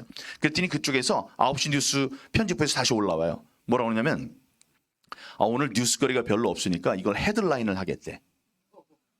헤드라인은 그날 나오는 한 20개의 뉴스 중에 4개만 뽑아가지고 계속 돌리는 거예요. 오늘 뭐가 나옵니다. 예고 말고 제일 앞에 뉴스 KBS 9시 뉴스입니다. 땅 뭐 이렇게 억울한 사정을 한 그 환자가 있어서 오늘 알아봤습니다. 뭐 이런 거예요. 거기 제일 첫 번째로 내겠다고 저 화면을 가져오라는 거예요. 그래서 얼른 갖다 줬어요. 자, 그날 어떤 일이 벌어졌느냐면 8시부터 계속 나가는 9시 뉴스 예고할 때 이런 일이 있습니다. 짠! 뭐예요? 두 번째 9시 나가는데 9시 뉴스 땡! 할 때 뭐 하는 거예요? 다음에 조금 있다가 9시 뉴스에 뭐 하는 거예요? 하면서 이런 일이 있었습니다. 나갔고 9시 뉴스가 끝난 다음에 저의 KBS 리포트에서 해가지고 쫙 20분 동안 나갔고 이렇게 나갔습니다. 자, 나갔어요. 나간 다음에 전화가 왔습니다. 전화가 누구한테 왔느냐? 김문자 씨한테 왔어요. 김문자 씨가 전화를 해서 뭐라고 하냐면 이렇게 얘기를 했습니다. 민 기자님 정말 시원합니다. 그 한마디로 다 된 거예요. 정말 시원하니. 그러니까 제가 지금 부정선거가 이제 다 드러나면 그럴 것 같아요. 시원해. 이거 똑같을 것 같아요. 그분이 정말 시원합니다. 기자님 이럴 줄 몰랐습니다. 정말 제 억울한 게 다 풀렸습니다. 이런 거예요. 시원합니다. 그래서 저도 좋습니다. 이러면서 이제 전화를 끊었어요. 끊고 며칠이 지났습니다. 며칠이 지났는데 김문자 씨한테 전화가 왔어요. 뭐 사내에서 뭐 그 리포트나 9시 뉴스나 뭐 여기에 대한 좋은 평가야 뭐 말할 것도 없죠. 나쁜 사람들이다. 막 이런 게 다 나갔으니까요. 다 나갔으니까. 그런데 이제 그분이 전화가 왔어요. 전화를 해서 뭐라고 하느냐. 안산에 우리 집에 좀 오시라. 맛있는 걸 대접해드리고 싶다. 오케이. 알겠습니다. 그래서 촬영 기자랑 같이 갔습니다. 뭐 그거 맛있는 거 먹으려고 하는 게 아니고 결론부터 말씀드리면 맛있는 거 먹었는데 우리가 돈 냈어요. 제가. 그게 문제가 아니고 다 나중에 무슨 일이 있었는지를 알아봐야 될 거 아니에요. 그래서 그걸 취재하기 위해서 갔습니다. 갔는데 안산에 조그만 그 아파트에 있었어요. 그 아파트에서 이제 여러 가지 이야기를 했습니다. 이 김문자 씨는 독실한 기독교인이었습니다. 독실한 기독교인이었어요. 근데 이제 이런저런 얘기를 하고 제가 음식을 만들어 드려야 되는데 제가 이 치료를 받아서 먹을 수가 없습니다. 그럼 자꾸 토할 것 같고 그래서 지금 애 아빠가 가서 맛있는 걸 대접해 드릴 겁니다. 그래서 갈비탕을 먹었어요. 갈비탕을 먹으면서 제가 들은 얘기를 이제 해드립니다. 이분이 그렇게 왜 이런 시련을 주시나 하나님이 양쪽을 다 드러내고 다음에 이거를 다시 재발하면 안 된다니까 정말 열심히 다녔고 약도 열심히 먹었고 근데 어느 날 재발이 됐다고 해서 이게 무슨 일인가 해서 알아보고 이제 고치면 되겠네요 했더니 고칠 수 없습니다. 왜요? 온몸에 퍼졌습니다. 왜 퍼졌습니까? 거기에 얘기를 못하고 나중에 알고 봤더니 그럼 그런 일이 왜 벌어졌는지 여러분 궁금하실 거예요. 아니 어떻게 그걸 할 수가 있느냐. 대학병원에는 수많은 외래블로 때 정말로 많은 사람들이 와요. 그리고 의료 기록부가 굉장히 진료 기록부가 이 2번 수술하면 굉장히 두껍습니다. 두껍고 다음번에 뭐가 오면 계속 밑에 쌓여요. 밑으로 이렇게 쌓여. 그렇게 다 들춰봐야 돼요. 엑스레이도 다 보고 그래야 돼요. 근데 그게 한 5분도 안 되는 짧은 시간 안에 싹 들어오면 얼굴 보고 어디 아프신 데 있어요? 괜찮습니다. 약은 잘 드시고 계시고요. 네. 약 안 떨어졌죠? 예. 자, 그러면 뭐 다음번에 보시죠. 이렇게 됩니다. 이걸 봤어야 돼요. 보지 않고 그냥 지나간 거예요. 그렇게 해서 치료 시기를 놓쳤죠. 놓쳐서 그런 걸 알게 됐고 이상하다 그래서 엑스레이를 빼갔더니 8개월 전에 재발이 되기 시작했다고 하고 너무 억울해서 어떻게 했느냐. 그 의사 선생님은 혼내주라고 그 병원에다가 얘기를 했어요. 대학병원 원장한테 이런 일이 있었습니다. 그랬더니 대학병원 원장이 그 의사를 불러가지고 어떻게 된 거야 했더니 이거는 뭐 이렇게 된 건데 그러니까 그래? 그래서 답을 했어요. 그거 뭐 그 사람이 잘못한 게 아니라는데요. 이런 거예요. 아니 그게 무슨 소리냐? 아무리 얘기를 해도 안 되니까 어떻게 했냐면 보건소로 갔어요. 그 병원의 위에가 보건소가 있거든요. 보건소에다가 진정을 했습니다. 찾아가기도 하고 이런 일이 있었습니다. 그랬더니 그래요? 나쁜 사람들이네요. 그러면서 병원에다 알아봐요. 병원 알아보면 병원에서 그 얘기를 해주지. 그럼 다시 대답을 하는 거예요. 그 사실은 그게 아니랍니다. 이렇게 얘기를 하는 거예요. 그게 아니라는 게 아니라니까요. 그 병원에 가서 얘기를 했는데 억울해가지고 여기까지 왔는데 똑같은 얘기를 해주면 어떡해요. 이러고 나서 보건복지부로 갔어요. 여러분 예상하는 거와 똑같아요. 보건복지 가면 보건소 물어보고 보건소는 여기 있었던 거 다 주 얘기를 해주고. 그러니까 너무나 억울하니까 어떻게 해요? 청와대에다 얘기를 했죠. 청와대는 보건복지 비서관 통해서 보건복지부에 알아보고 거기는 보건소에서 받은 거 그때 얘기를 하고 똑같은 얘기를 4번을 들어본 거예요. 여기서 나오는 겁니다. 여기서 이 사람들이 어떻게 했을까요? 그날의 전화는 뭐였을까요? 이 두 분이 결심을 합니다. 결심이 아니에요. 이거는 대통령을 해도 이 억울함은 풀어지질 않는다. 대통령한테 얘기했는데도 안 됐다. 이제 필요한 거는 기자다. 그래서 그 두 부부가 여기 한미연합교회 같은 글로리교회 같은 이 교회 새벽기도 40일 동안을 기도를 합니다. 기도 제목은 똑똑한 기자 한 명을 만나게 해주십시오. 똑똑한 기자 한 명 만나게 해주십시오라고 40일 새벽 기도를 한 다음에 건 전화를 제가 받은 거예요. 제가 말씀드리는데 저는 대한민국에서 제일 똑똑한 기자예요. 아까 말씀드렸죠. 그리고 처가 의사라고 그랬죠. 다음에 이런 거 한번 물면 놓질 않는 그리고 다정다감하다고 그랬잖아요. 그런 게 모두 합쳐져서 기다리고 있는, 그러나 의료 사고로 3개의 특종을 하겠다고 기다리고 있던 전데, 자, 제가 오늘 이따 기도하려고 하는 말씀, 오늘 목사님께서 말씀해 주신 게 뭐냐? 모든 것을 합력하여 선을 이루시는 하나님. 거기에 대해서 얘기하겠습니다. 왜? 그 대구까지 가가지고 내가 3개의 특종이라고 생각했던 그게, 그거를 막 쓰고 있다가 그 시간 갈 때, 그 10시 넘어가지고 딱 가지고 깜깜한 곳을 걸어가는데 왜 그때 전화를 해요? 그분은? 아니 10분 전에 전화할 수도 있고 내가 앉은 다음에 전화할 수도 있잖아요. 내가 왜 걸어가는 동안에 전화가 옵니까? 그래서 제가 말씀드려요. 다른 사람 같으면 걸어간다고. 저는 안 그렇다니까요. 무슨 일이 있겠지 하고 가서 받았잖아요. 자, 받았습니다. 받고 그냥 아예 끊어버려도 되는데 왜 이걸 써요? 여기다가 이렇게 찢어가지고 거기다가 긴 문자에서 031에서 써요. 써서 그때는 전화를 끊으려고 했던 거죠. 전화를 끊고 가서 그거를 또 가만히 가지고 있으면 되는데 그걸 또 쓰레기통에 버리잖아요. 알뜰하게 버리고 나서 졸다가 다음날 이제 올라갔는데 10시에 올라갔는데 9시에 올라가지고 저 회의를 하는데 아까 말씀드렸죠. 이때 얘기하려고 내가 했던 거예요. 그 이병순이라는 KBS 사장까지 하셨던 그 무서운 분, 그분이 물어봤어요. 당신 이거 민규 혹시 잘 됩니까? 저거 잘 안 되는데요. 다음에 뭐 할 게 있어요. 그래서 예, 뭐 있는데요. 이랬을 때 그분이 얘기를 하셨어요. 만약에 그때 또 의료사고라고 했으면 말렸다. 못하게 했다. 근데 그건 안 물어봤거든. 네? 그리고 그 무서운 사람이 왜 안 돼? 이런 거 물어보지 않고 샥 나갔다 그랬잖아요. 왜 나갔냐? 그날따라 사장이 주재하는 회의가 있었어요. 왜 없던 회의가 그때 생겨가지고 나한테 그 질문을 안 합니까?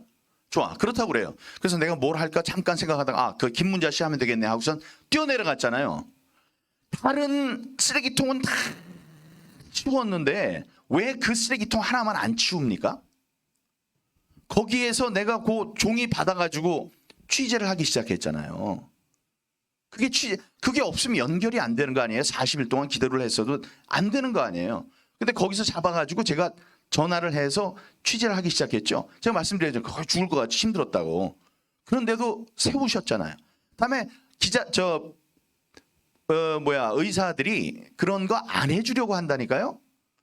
동료 의사 욕하면 자기가 이제 나중에 큰일 난다는 걸 알기 때문에 안 해주려고 해요. 하지만 제 집사람 때문에 통해서 훌륭한 의사분들을 만날 수 있었고 그 취재가 잘 되고 그런 분들이 인터뷰를 해줘서 하나의 완성품이 됐잖아요. 그리고 이 머리 샥 벗는데 아니 그 사람들이 왔는데 어떻게 머리를 샥 또 벗을 생각을 하셨어. 그걸 또 어떻게 찍어. 또 그거를 편집하는데 본부장은 야 이게 뭐냐 하고 물어봐. 그리고 그 9시 뉴스에 하라고 그랬는데 왜 그날 9시 뉴스에 나오는 게 이렇게 별 볼 일이 있는 게 없었어요. 그래서 그게 톱 뉴스가 됐잖아요. 예? 헤드라인 뉴스가 되고 예고도 나가고 다음에 제 거 20분 나가고 그렇게 됐지 않습니까? 그래서 그분이 정말 시원하다고 할 정도로 이제 그렇게 해결이 된 거 아닙니까? 근데 이 시원하다는 게 중요한 게 아닙니다. 시원하다는 게 중요한 게 아니에요.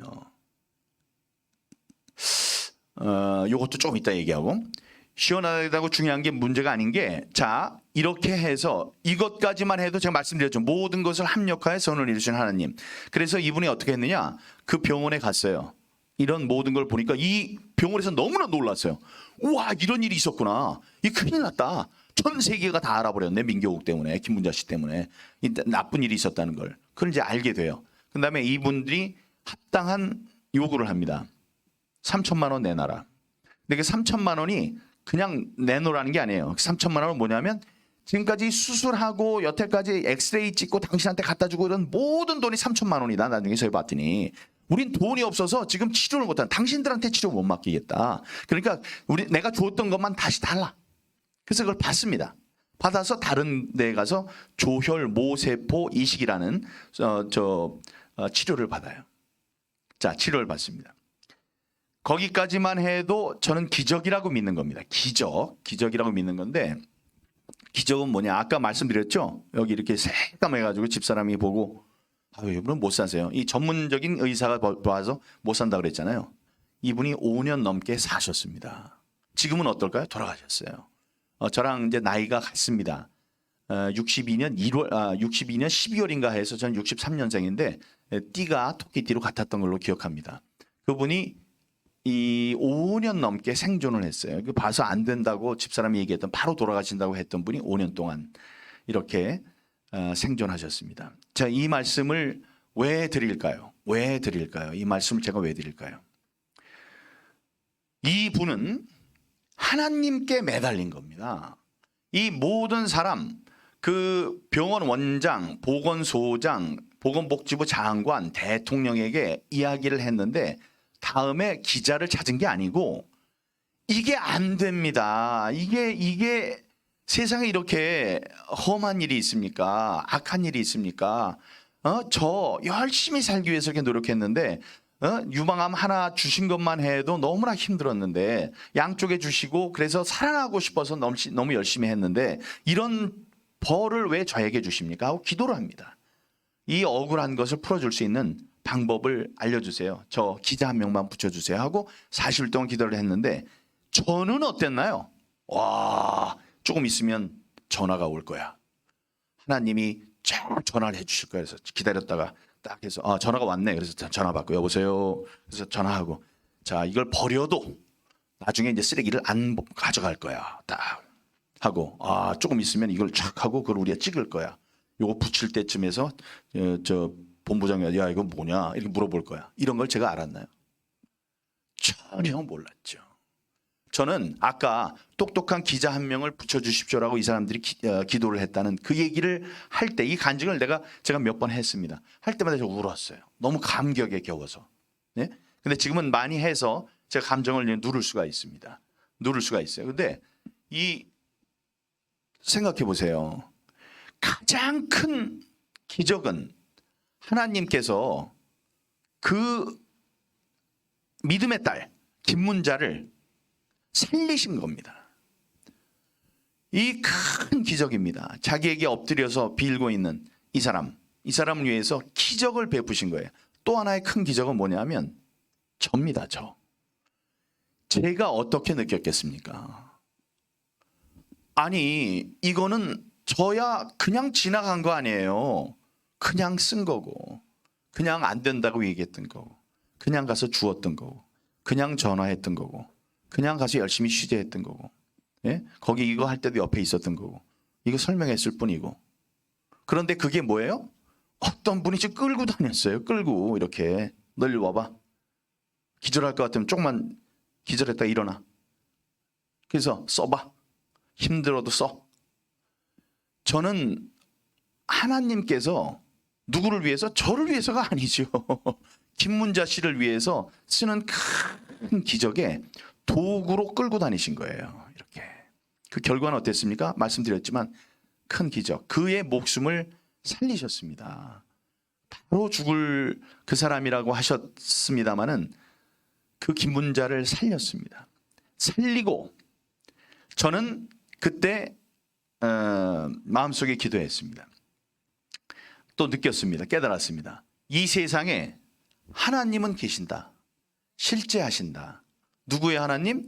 얼마 전까지만 해도 전 그렇게 생각했어요. 김문자 씨의 하나님은 계신다. 분명히 봤다. 분명히 봤다. 자, 이제 내가 해야 되는 일은 나의 하나님을 찾는 일이다. 이렇게 제가 무식했어요.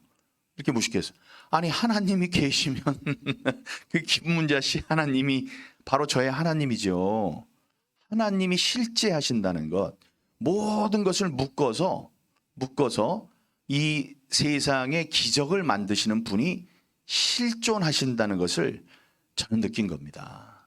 그래서 제가 국회의원이 되려고 한 5년 전에 이제 청와대에서 대변인을 했는데 대변인 다 마치고 난 다음에 이제 대통령께서 나가보면 어떠냐 그런 말씀을 하셔서 나가보겠습니다 해서 이제 나갔을 때 처음 그 정치를 하는 거니까 아주 힘들죠. 굉장히 이제 모르는 게 많고 그럴 때 이제 새벽에 나가서 뭐 그 찬송도 부르면서 그 추운데 그 겨울 새벽 4시부터 인사하려고 기다리면서 그때 이제 제가 드린 기도는 이러했어요. 만약에 하나님께서 저를 국회의원으로 이제 활동할 만하다고 생각을 하신다면 그렇게 해주십시오. 대신 그렇게 되면 제가 간증을 하겠습니다. 이 놀라운 저의 경험을 간증을 하겠습니다. 했습니다. 그래서 지금까지 한 대여섯 번, 오늘까지 합쳐서 대여섯 번 한 것 같아요. 언제는 막 그냥 대형교회 두 군데서 한번 하고 그 다음에 저를 좀 시키실 만한데 좀 이런 말씀을 좀 드리고 싶은데 그 목사님들께서 정치인이니까 가면 정치 얘기를 할까 봐 정치랑 아무 관련이 없잖아요. 지금 얘기한 건. 그럼에도 불구하고 저 사람한테 마이크를 주면 정치 얘기를 할까 봐 한 4년 동안을 그 기회를 안 주시더라고요. 그래서 제가 막 애걸복걸 하다가 애면결면 하다가 생각했어요. 하나님이 필요하다고 생각하실 때 시키시겠지. 그래서 그 다음에는 방송, 유튜브 큰 방송에도 나가서 했고 미국에 가서 부정선거를 알리는 그 와중에 제가 이 간증을 이제 했습니다. 간증을 했어요. 모든 것을 합력하여 선을 이루시는 하나님, 한 사람의 사랑하는 딸, 믿음의 딸의 생명을 구하기 위해서 자신의 모습을 보이신 그리고 저는 그 아무것도 모르는 상황에서 그 기적의 도구로 쓰임을 받은 놀라운 그 경험을 했기 때문에 이거는 여러분들께 꼭 알려드려야 된다고 생각했습니다. 아까 제가 말씀드렸다시피 그분의 하나님은 계신다. 이게 얼마나 바보 같은 거예요. 하나님이 두 분, 세 분 계시나요? 한 분 계시지. 분명히 봤다는 거죠. 하나님의 실제를 보았다. 이겁니다. 이제 여기까지가 이제 제가 간증을 하고 싶었던 건데 여기 유튜브나 또 어떤 분들은 제가 이 부정선거와 싸우고 있으니까 부정선거에 대해서 좀 듣고 싶으실 것 같아서 잠깐 말씀드리겠습니다. 그리고 선교사님 말씀하시길 12시 반까지는 반드시 마치면 된다 이러셨으니까 그거 하겠습니다. 저는 지난번 선거에서 이제 선거에 나가기 위해서는 공천이라는 걸 받아야 돼요. 공천은 아무나 나가고 싶다고 나가는 게 아니에요. 우리 미래통합당의 국회의원이면 미래통합당에서 그 지역에 딱 한 명을 공천을 합니다. 이거 우리가 보장을 하니 당신이 이 사람을 찍으세요 라고 이제 공천을 해요. 공천이 제일 중요한 거예요. 근데 저는 지난 4년 동안 정말 열심히 일했던 사람입니다. 매년 한 사람 국정감사를 하면서 제일 잘한 사람한테, 제일 잘한 몇 사람한테, 한 10명한테 이 표창장을 줍니다. 상패를 줘요. 국정감사 우수의원. 그를 1년 차에 이제 제가 한번 받았고요. 2년 차에 운이 좋아서 또 이제 하나 받았어요. 3년 차에 열심히 해서 받았고요. 4년 차에도 받았어요. 그런 사람 없어요. 4년 내내 이렇게 한 사람이 없고, 다음에 제가 이제 정책위 부의장, 인천시당 위원장, 대변인, 당 대변인, 원내 대변인 이런 걸 합쳐서 제가 갖고 있던 당직과 국회직이 29개예요. 그러니까 아니 사람이 얼마나 많은데 저만 사람이 있는 게 아니잖아요. 근데 그렇게 열심히 이제 일을 했던 사람이니까 저에게 당연히 공천이 됐어야 됩니다. 근데 제가 공천을 못 받았어요. 그건 충격이었어요. 그 정치적인 싸움으로 인해서 다른 계파에 있던 사람이 공천위원회의 위원으로 들어와서 저를 잘라버렸어요. 그러니까 사람들이 난리를 쳤어요.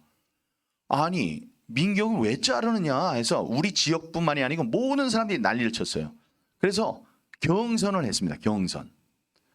저는 경선 결정이 날 때까지 2주일이 걸렸고 2주일 동안 저는 시체였죠. 그러다가 경선에서 제가 승리했습니다. 그래서 와 해서 이제 공천을 받아가지고 열심히 하는데 어느 날 내가 하고 이제 유권자들한테 안녕하십니까 민경욱입니다 막 인사하고 있는데 뒤에서 비서관 하나가 수행 비서 하나가 딱 오더니 제 귀에다 대고 그래요. 의원님, 그래서 뭐냐 그랬더니 공천이 취소됐습니다. 그런 거예요. 그렇게 열심히 받았는데 다른 걸 또 뭘 걸어가지고 저를 공천을 취소했다고 그랬어요. 도대체 이거 뭐냐? 당으로 가자. 그래서 가서 국회에 가서 다시 결정해서 다시 살아났습니다. 그 다음 날인가 이렇게 살아났어요. 2번을 공천을 왔다 갔다 했기 때문에 제가 정말로 힘들었습니다. 그런데 그때 저는 생각했어요. 아, 이번에 난 분명히 붙는다. 하나님이 이번 선거가 어려우니까 그냥 하면 안 되니까 나를 2번이나 떨어뜨렸다가 다시 살려주셔가지고 사람들이 야, 그 불쌍해서라도 찍어줘야 되겠다라는 동정심이 나오도록 하신 거다. 그래서 2번을 공천을 이루시는 걸 보니까 이번 선거가 어려울 것이고 나는 반드시 당선이 된다. 이렇게 생각을 했습니다. 그리고 아까 말씀드렸죠. 2주일 동안에 제가 2주일 동안 정치적으로 생명을 잃었을 때 그때 이제 새벽 기도를 계속 다녔어요. 그때 다니면서 제 마음속에는 교만함이 있었어요. 교만함이라기보다도 자신감이 있었어요. 어떻게 기도를 했냐면 똑같았어요. 그 기도는 하나님 아버지, 이번에 선거가 끝나고 나면 이 한국 대한민국을 불어닥칠 정치적 광풍 또 정치적 기적, 거기에서 저를 도구로 써주십시오. 이렇게 기도를 했습니다. 근데 저의 마음속에 있는 기도는 사실 어떤 기도였냐면 분명히 붙을 거니까 재선 의원으로서 제가 그때는 이제 우리가 원내 다수당이 될 거라는 게 이제 확실했거든요. 바람이 막 불었어요. 이게 문재인 더 이상은 안 된다. 막 이랬거든요. 그러니까 이게 싹 해서 지난 2년여 동안 만들어 놨던 악법을 우리가 샥 고치는 거, 예? 싹 고치는 거, 뭐 소득주도 성장 뭐 이런 거 전부 다 고치는 거, 다음에 원전을 폐기한 거 이런 거 전부 다 고치는 일에 우리가 이제 쫙 앞장을 서고 그럴 텐데 거기에서 내가 어떤 그런 광풍 속에서 내가 도구로 쓰임을 받아야 되겠다. 게다가 이제 재선 의원이 될 테니 초선 의원보다는 힘이 세질 테니까 그때 우리 당에서 무슨 대통령이 되려는 사람이 있으면 그 사람을 열심히 도와서 만들어서 세상을 좀 깨끗하게 하면 좋겠다. 뭐 저의 정치색이 섞인 얘기죠. 이제 그렇게 기도를 했던 겁니다. 그런데 떨어졌어요, 제가. 떨어지고 나서 제가 느낀 게 뭐냐. 하나님이 제 기도를 그냥 들어주셨구나. 들어주신 게 뭐냐. 하나님의 생각은 항상 우리들을 생각하는 것보다 크시죠. 뭐냐 하면 부정선거예요. 부정선거가 한국에서만 일어난 게 아니고 제가 부정선거 여기서 막 외치다가 검찰, 대법원, 언론, 당 아무 데서도 들어주질 않아요. 그래서 제가 정말 억울한 마음을 들고 저기 태평양을 건너서 4개월 동안 2번에 걸쳐 4개월 동안 미국에서 저 백악관 앞에서 유엔 본부 앞에서 미국 대법원 앞에서 미국 의사당 앞에서 be aware or be next. 당신들 지금 조심하지 않으면 다음번에 당신들이 부정선거의 피해자가 됩니다. 라고 다음에 한국에서 이런 일이 있었다. 여기에 대해서 여러분 관심을 가져달라라고 1인 시위를 했습니다. 1인 시위를 했는데 제가 9월 달에 갔는데 11월 3일 선거가 되는데 전부 다 부정선거인 게 이제 나왔지요. 여러분들 중에 모르는 분들도 계실 수 있습니다만은 제가 직접 보고 얘기를 하는 겁니다. 저는 기자 출신이고 정치인 출신이고 당시 거기 있으면서 취재를 또 했던 사람이니까 지금은 사람들이 알려주지 않으니까 모르죠. 며칠만 있으면 애리조나주의 마리코파 카운티의 그 재검표 결과가 나옵니다. 그러면 그때 민경욱이 나와서 얘기했던 게 이런 거구나. 그게 이제 애리조나뿐만이 아니고 펜실베이니아, 조지아, 위스콘신 이런 데로 이제 다 퍼져나가게 됩니다. 이제 그런 뉴스를 여러분들이 이제 보시게 될 텐데, 그래서 이제 미국까지 갔는데 미국에서도 그렇다는 거죠. 그러니까 제가 해야 되는 일, 이 정치적 광풍을 속에서 제가 이루어야 되는 정치적 기적. 저는 그게 우리 뭐 법을 고치고 내가 뭐 다른 사람 대통령 만들고 이런 건 줄 알았더니 그게 아니고 부정선거라는 이 모든 것을 합친 것보다 더 큰 죄악입니다. 그런 걸 고치라는 일에 쓰임을 받은 그 소명을 주신 것을 지금 제가 알게 된 거죠. 여러분, 그게 뭐 큽니까? 선거 한 번 하는 게 뭐 이렇게 크다고 지금 뭐 대단한 일처럼 그러세요. 이렇게 생각하실 분 계실 겁니다. 북한에 다녀오신 갈렙 선교사님도 계시지만 우리가 지금부터 조금 아주 빠른 시일 안에 북한이 되기 위해서는 누가 되려고 만들려고 그래요. 그렇게 만들려고 그러면 여러 가지 법 중에 딱 하나만 빼면 됩니다. 그 법이 뭔지 아세요? 공직선거법 225조입니다. 거기에는 뭐라고 써 있느냐? 선거 관련 재판은 다른 쟁송에 우선하여 180일 이내에 처리하여야 한다. 이 소리예요. 쉬운 얘기로 하면 선거를 했는데 선거가 좀 이상해 라고 생각하면 손을 들어라.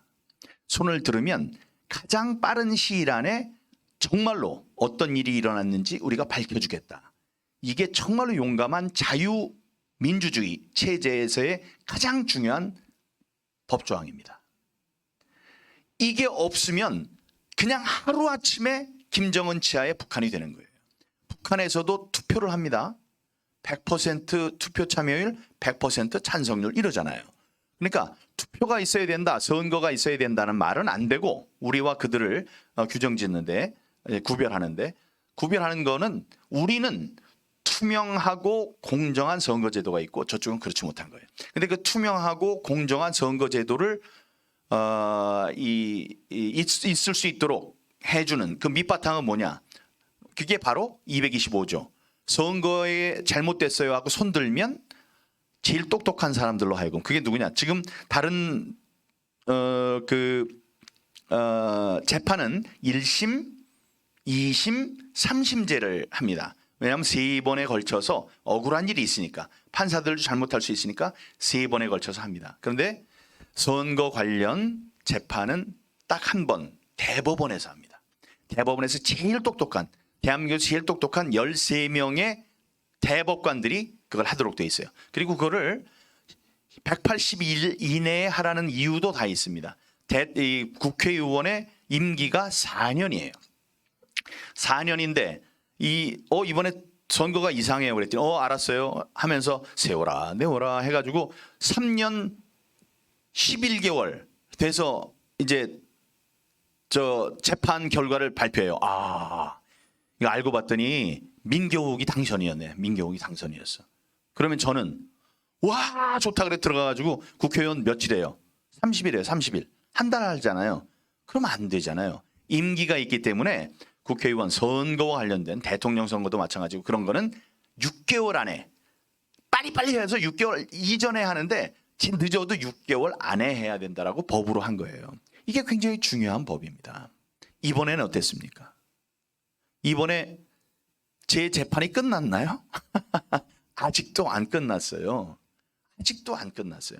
6개월 안에 하라고 그랬는데 지난해 4월 15일 지금 오늘이 며칠이에요? 7월 안에요. 7월 4, 5, 6, 7 그러니까 15개월 동안 아직도 안 하고 있어요. 전에도 이렇게 어겼느냐? 아니에요. 전에는 어긴 적이 없어요. 전에는 어긴 적이 없어요. 자 그러면 이번에 전에는 선거가 잘못됐어요라고 손든 사람들이 1948년 정부가 수립된 이래 헌정사상 쭉 오면서 저 잘못됐어요라고 손든 사람이 한 번 선거했을 때 아무도 없던가 한 명이 있던가 제일 많을 때 나도 잘못됐어요라고 손든 사람이 4명이었습니다.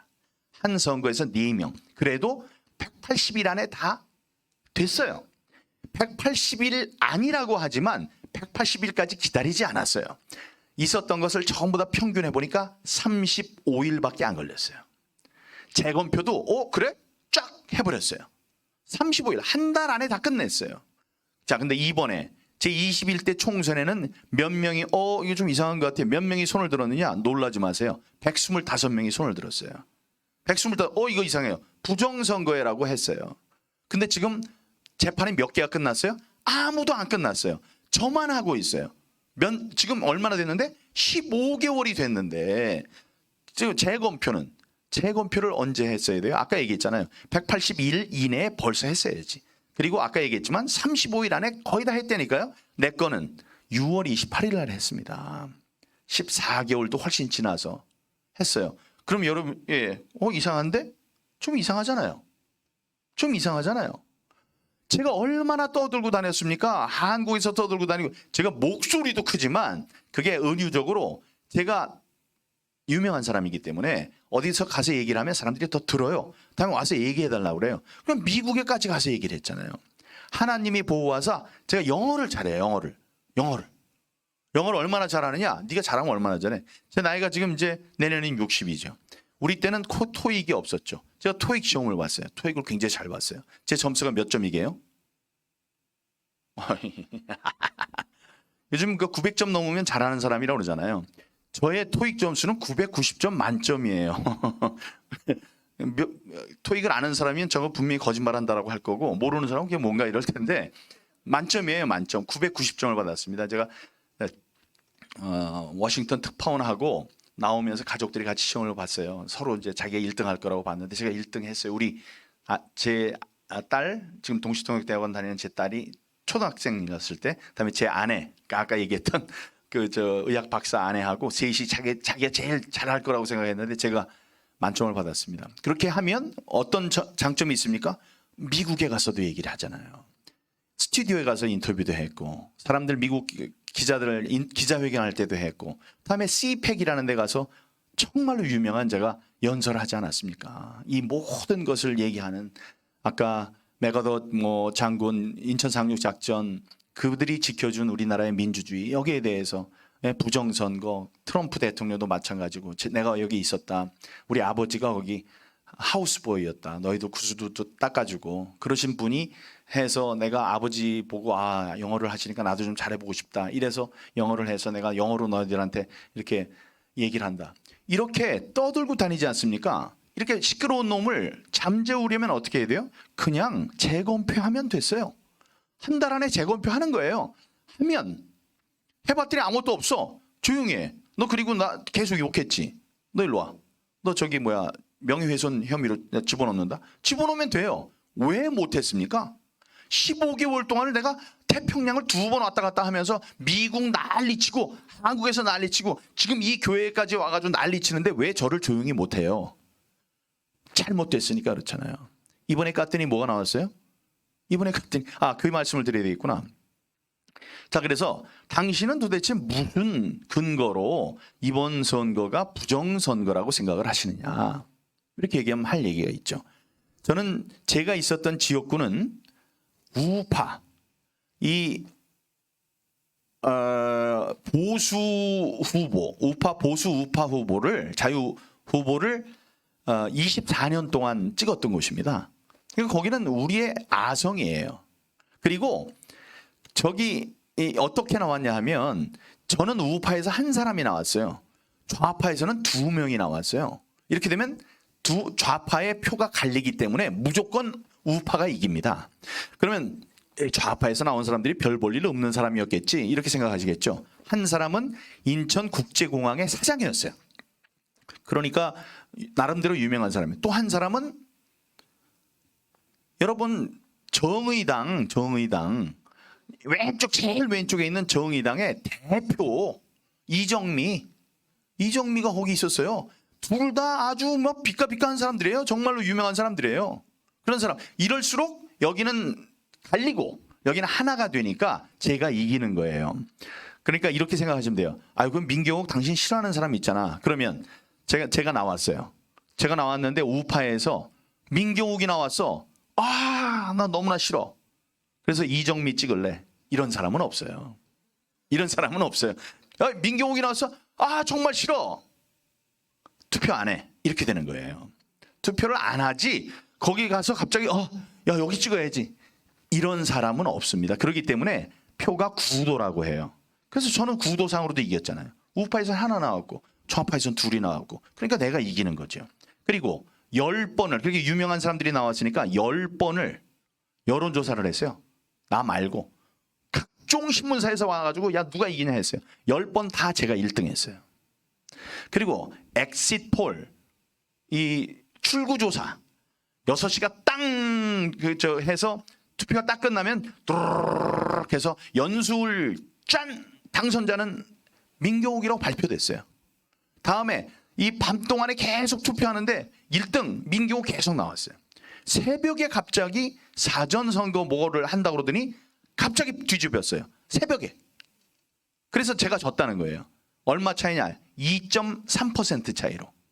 2.3% 차이라는 아주 근소한 차이로 제가 진 걸로 나왔습니다. 자, 그런데 저는 아까 다정다감하다는 얘기도 했지만 용감하고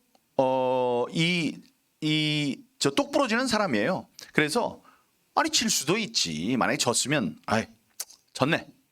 내가 나중에 다시 잘하면 되지. 이랬을 겁니다. 근데 다음날 아침에 뭐를 발견했느냐. 선거 투표에는 두 개가 있습니다. 당일 투표가 있어요. 그럼 뭐 당연히 그날 찍는 4월 25일 날 찍는 게 당일 투표. 또 하나는 사전 투표가 있습니다. 사전 투표는 미리 4일 전, 5일 전 요때 이틀 동안 찍는 투표예요. 사전 선거. 자, 사전 선거에는 또 두 개가 있습니다. 뭐냐면 관내 사전 선거. 관내 사전 선거는 요 지역에 살면서 내가 그날 투표하는 날 놀러 갈 거야. 미리 해야지. 미리 하고 놀러 갈 거야. 이렇게 하는 사람들. 이 지역에서 미리 찍는 사람들이 사전 관내 투표.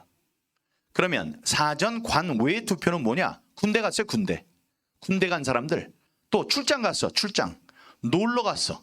다음에 주소를 바꾸지 않고 이사 갔어. 이런 사람들이 제주, 양양, 광주, 뭐 태백, 뭐 이런 데서 찍는 거. 동두천 이런 데서 막 찍는 거 그게 사전 관외 투표입니다. 다시 당일 투표 아시고 사전 투표 두 개 있는데 하나는 관내 사전 투표는 여기 살면서 내가 그날 놀러 갈 거야 해서 미리 찍는 분들, 하나 사전 관외 투표는 군대 간 사람들 이런 사람들이 찍는 거예요. 자, 이 당일 투표에서는 제가 이겼으니까 싹 빼고 당일 투표에서는 빼고 사전 투표가 있어요. 사전 투표를 내가 졌어. 왜 졌나 하고 이것저것 살펴보다가 뭘 봤냐면 사전 관내 투표.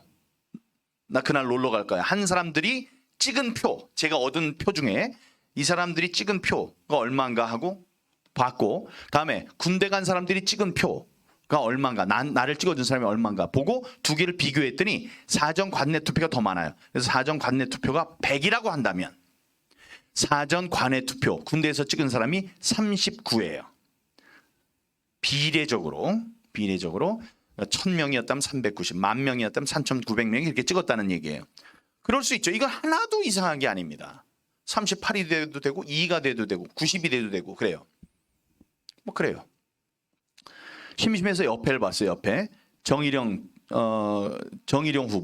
후보의 그 비율은 어떻게 나왔느냐. 정일영 후보의 사전 관내 투표를 100이라고 한다면 사전 관내 투표가 100, 사전 관외 투표 군대 간 사람들은 39. 저랑 똑같아요. 이건 좀 이상하지. 아니 그렇게 하라고 해도 힘들죠. 여기 있는 사람들 이렇게 해가지고 잠깐만, 야 군대 간 사람들 잠깐 기다려. 여기 사는 하니까 야 100명이니까 39명만 투표해. 다음에 여기 보니까 200명이네. 잠깐 기다려. 200명이니까 78명. 야 저 제주 너 해가지고 78명. 이렇게 맞춰야지 100대 39, 100대 39가 맞는 거잖아요. 근데 둘이 똑같아요. 이거는 이상하죠. 근데 다행히 이제 옆에 있는 이정미 후보, 아까 유명한 사람, 그 사람은 이 관내 투표가 이제 100이라고 한다면 관외 투표가 이 사람도 39. 이 사람도 39예요. 아니 이걸 맞출 생각을 해보세요. 아니 여기 있는 사람도 그걸 맞추려면 줄 졸로 서고 다시 일로 오지 말고 여기 얼마나 복잡하겠습니까? 근데 전국에 있는 사람들을 그거를 해가지고 했는데 민경욱도 100대 39, 정일영도 100대 39, 이정미도 100대 39예요. 그냥 그러면 여러분 그냥 들어도 좀 이상하다 이러실 텐데 여기에 대해서 많은 통계학자들이 통계를 갖고 이제 하는 사람들이니까요. 그 사람들이 얘기를 했습니다. 한마디로 그렇게 얘기를 했어요. 하나님이 만드셨다면 믿겠다. 하나님이 만드셨다면 믿겠다. 안 그러면 무조건 조작이다. 이 말은 무슨 소리냐? 조작이라는 소리지요. 아니 하나님이 얼마나 하실 일이 많으신데 거기 가서 그거를 100대 39 잠깐 기다려 이렇게 하시겠어요. 그거는 그냥 신앙 우리 목사님이 하신 말씀이 아니에요. 박성현 서울대 통계학과 교수, 그분은 한림원 원장, 한림원이라는 거는 이 학자들 중에서도 가장 똑똑한 그 원로 학자들을 모신 데에서도 원장을 하신 분이에요. 한림원 원장, 서울대 통계학과 교수 출신의 한림원 원장이신 박성현 교수님께서 하신 말씀입니다. 조선일보에 나와서 얘기를 했어요. 하나님이 만드시지 않았으면 무조건 조작이다. 이런 것 때문에 제가 시작을 한 겁니다. 시작을 한 거예요. 그래서 시작을 해서 왔어요. 그래서 나는 이 투표함을 샥 열면 6월 28일 날 모든 것이 깨끗하게 정리가 된다라고 생각을 했습니다. 거기에는 뭐냐? 한 번에 범죄가 있을 수 있죠. 0.39, 0.39, 0.39라는 게 있을 줄 모르고 누가 이렇게 찾아볼 줄 모르고 그거를 맞춰서 해놓은 있지도 않은 것을 0.39 이렇게 표수를 뭐 2만 몇천 모를 줄 알고 했더니 그런 거를 세보지도 않고 발표한 사람들이 1차 범죄죠. 그래서 까보면은 그게 이제 안 맞으니까 자 이제 잡혔어 이럴 줄 알았더니 중요한 거는 표를 맞춰놨어요. 그렇죠. 표를 맞춰놨다는 것도 야 너는 끝까지 네 마음에 안 들면 다 조작이라고 그럴 거야 이렇게 생각하시겠죠. 그래서 이제 말씀드리는 거예요. 그래서 저도 그날 들어가서 기도를 얼마나 많이 하고 기도를 하고 들어갔겠습니까? 기도를 하나님께서 그것도 했어요. 내가 명령한 일이 아니더냐 놀라워 말라 라는 그 말씀 제가 마음속에 이게 뭘까 이럴 때 그 말씀을 또 주셨어요. 그래서 그걸 듣고 뭐 이사야서에 나오는 말씀으로 제 기억을 합니다만 그 말씀을 듣고 마음에 새기고 갔는데 그게 아니어서 마음속에 큰 충격을 받았어요. 근데 그게 아니에요. 뭐냐 여러분 이번에 모르는 분들이 계셔요. 제발 어디 가서 찾아보세요. 배춧잎 투표지라고 찾아보시고 일장기 투표지 자석 투표지 이런 걸 찾아보세요. 여기 찾아보시면 나오는데 거기 들어가서 저 개표를 했더니 어떤 표들이 나오냐. 옛날에 성북구에서 이 투표용지가 이렇게 붙어 나온 게 하나 있었죠. 그래서 관심을 안 가진 사람들은 모르시는구나. 이 어떻게 투표용지가 두 개가 붙을 수 있느냐. 그래서 탁 뛰어요. 이 사람이. 이렇게 탁 뛰는 게 있어요. 그래서 붙어있는 투표용지가 이 부정선거의 증거라고 해서 난리가 났었습니다. 그 한 장 갖고. 이번에 봤더니 투표용지가 머리가 붙어 있어. 꼬리가 붙어 있어요. 옆구리가 붙어 있어요. 배가 붙어 있어요. 다음에 석장이 붙어 있어요. 아니 제주도에서 오고 광주에서 오고 그런 게 어떻게 붙어 있어요? 아니 그런 게 어떻게 붙어 있냐고요. 이건 붙어 있는 거고 배춧잎 투표지는 뭐냐면 위에 민경욱 뭐 정일영 이정미에서 인물 투표하는 지역구 투표용지가 딱 있고 4분의 3은 그렇게 돼 있고 밑에는 시퍼렇게 비례대표 투표지라고 써 있어요. 두 개가 한꺼번에 인쇄가 돼서 나왔어요. 아니 그런 게 어떻게 있을 수 있어요. 그리고 이번에는 그 관외 투표지 사전 투표지는 다 어떻게 된 거냐면 사전 투표지는 여러분 인쇄기로 가서 쫙쫙 찢어온 게 아니에요. 자기가 이 주민등록증을 주면 주민등록증을 보고 프린터로 한 장씩 뽑아줘요. 드르륵 하면 이렇게 동그랗게 말려가지고 도록 해서 탁 끊겨져가지고 나오는 거예요. 그렇게 한 장 한 장을 프린터에서 뽑는 건데 인쇄기에서 두 개가 겹쳐서 찍힌 것처럼 인쇄된 아수라백작 같이 아래 위가 다른 투표용지가 있단 말이에요. 다음에 일장기 투표지는 뭐냐면 투표 관리관의 도장이 좌하단에 딱 찍혀야 돼요. 그러면 인천 인천시 뭐 연수구 제6투표구라는 게 동그랗게 돼 있고 그 안에 뭐 이름도 있고 그래서 딱 찍는 거예요. 그럼 그걸 이렇게 읽어보고 아 맞는구나 이렇게 가져가는 건데 그게 일장기 아시죠? 그냥 빨간 원 같이 인주가 그냥 빨갛게 된 게 1000장이 넘게 있었어요. 그러면 또 여러분 이렇게 생각하실 수도 있어요. 아 그런 거 있을 수도 있지. 있을 수 있다고 할 때는 언제냐? 뭐가 사고가 났어 이거 하는데 잘못됐어. 그러면 투표 일지에 적어야 돼요. 이거는 갑자기 뭐 고장이 나서 찍었더니 이게 다 일장처럼 됐다. 그런 게 있으면 그게 다 유효가 될 수도 있죠. 그런 게 없었습니다. 아무리 찾아봐도. 다음에 여러분이라고 생각해 보세요. 여러분은 가서 딱 저 투표지를 뽑았는데 위에는 하얗고 밑에는 퍼렇고 이런 생전 처음 보는 투표용지를 딱 여러분한테 줬어요. 그럼 딱 받고, 야, 정말 멋있다. 야, 이건 영광이네, 영광. 감사합니다. 이렇게 들어가서 딱 찍고, 야, 영광이다. 집어넣겠습니까? 그런 사람 한 사람도 없어요. 다음에 자, 이게 또 받았어요. 딱 줬는데 봤더니 일장기가처럼 빨갛게 돼 있어, 도장이. 그래서 와, 내 일본 좋아하는데 어떻게 알고 일장기 투표지를 줬네. 아, 정말 고맙네. 야, 너도 받았어? 너도 받고 1000명이 이걸 다 같이 우리 같이 일장기 투표해요. 이렇게 합니까? 그런 사람은 없어요. 그 옛날 저기 시골에 가도 없어요. 근데 제가 있는 인천 거기가 어떤 데인데, 예? 아파트가 50층짜리가 줄비한데예요. 아파트가 50층짜리가. 그런데 사는 사람들이 야, 이거 멋있네. 이래요? 그런 게 아닙니다. 그리고 만약에 그렇게 됐으면 이걸 자기 혼자 보는 게 아니에요. 뽑아준 사람도 이상하네. 받아보는 사람도 이상하네. 그다음에 야, 이거 봐 그러면 이상하네. 서너 명 보고 그래? 그래도 넣지. 그렇다고 합시다. 그럼 개표할 때 이거 뭐야? 이상하네? 이상하네? 이상하네. 수십 명은 봤어야죠. 근데 왜 그게 그때까지 아무 말도 없다가 개표할 때 딱 나옵니까? 바로 그런 것 때문에 이번에 있었던 우리가 봤던 투표용지는 그날 투표한 투표용지가 아니라고 생각하는 겁니다. 인쇄를 한 거예요. 인쇄를 했다고.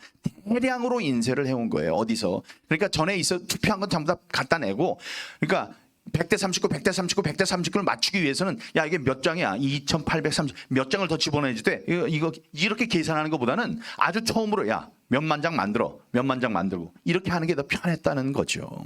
그게 저희들이 생각하는 거예요. 자, 이런 생각을 하면 아우, 저 사람 또 시작이네. 이러지 말고 그냥 조사를 하라고, 조사를.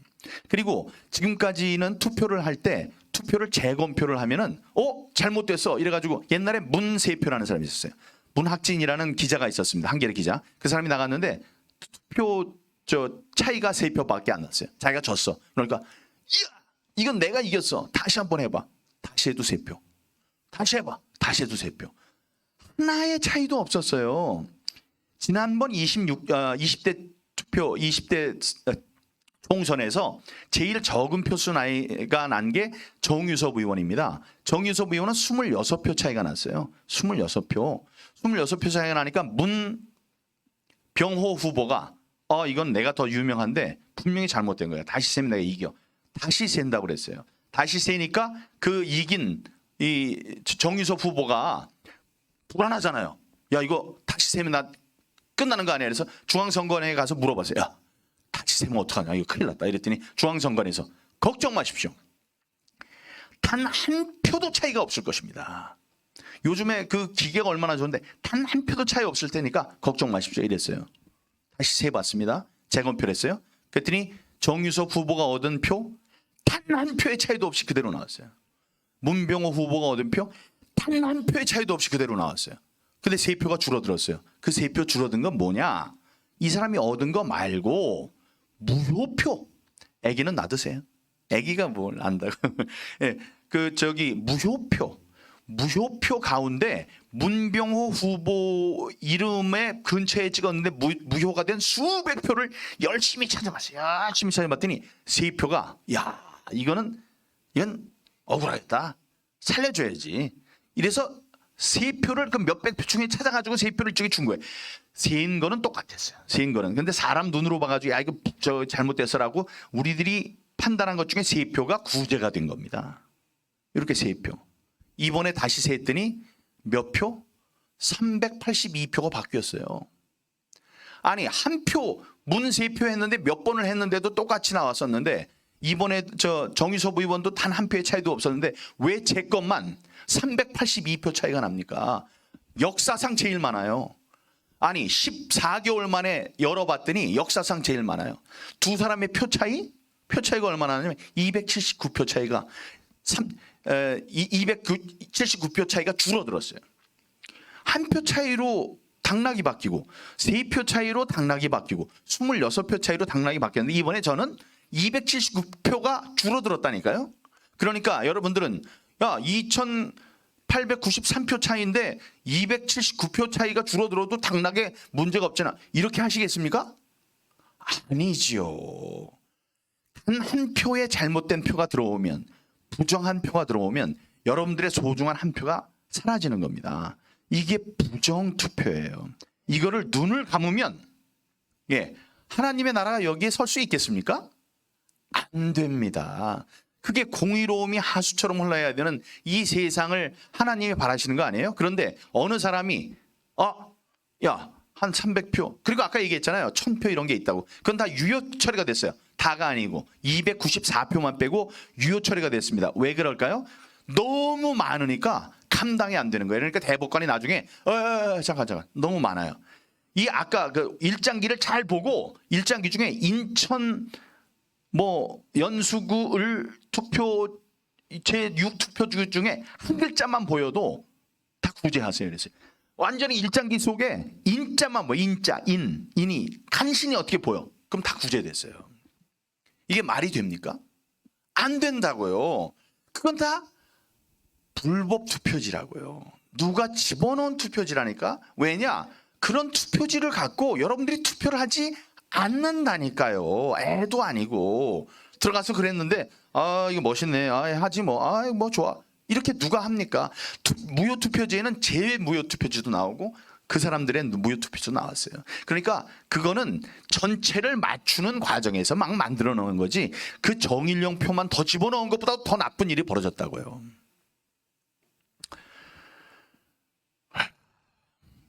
약속했던 시간이 13분이나 지났습니다. 제가 말씀드리고 싶었던 것은 지금 있는 것도 있지만, 여러분, 제 마음속에 있는 큰 간증은 아까 김문자 씨의 간증입니다. 기적이 있다는 걸 믿기는 참 어렵죠. 그렇기 때문에 기적을 그 옆에서 지켜보는 것만 해도 큰 일일 것입니다. 그런데 그런 기적이 바로 내 주위에서 일어났고, 또 그 기적을 이루기 위해서 내가 하나님의 도구로 쓰임을 받았다, 이런 것을 아는 것은 정말 놀라운 일입니다. 저는 김문자 씨의 일을 통해서 하나님을 보았습니다. 우리의 곁에서 모든 것을 세심하게 챙기시면서 사랑하는 믿음의 딸을 위해 모든 것을 합력하여 선을 이루시는 하나님을 생생하게 체험했습니다. 그 체험을 여러분과 나눌 수 있게 돼서 정말로 행복합니다. 살아계시는 하나님을 경배합니다. 기도하시겠습니다. 여호와는 나의 목자시니 내게 부족함이 없으리로다. 살아가는 하나님 아버지, 오늘 두려운 마음 없이 오늘 한미 연합교회에 나와서 사랑하는 성도님들 앞에서 하나님의 놀라운 역사하심을 담대히 간증할 수 있게 해주셔서 감사합니다. 김문자 씨의 하나님, 김문자 씨를 치유하시고 그 과정에서 저를 도구로 써주시면서 저를 깨우치신 하나님, 감사하고 감사합니다.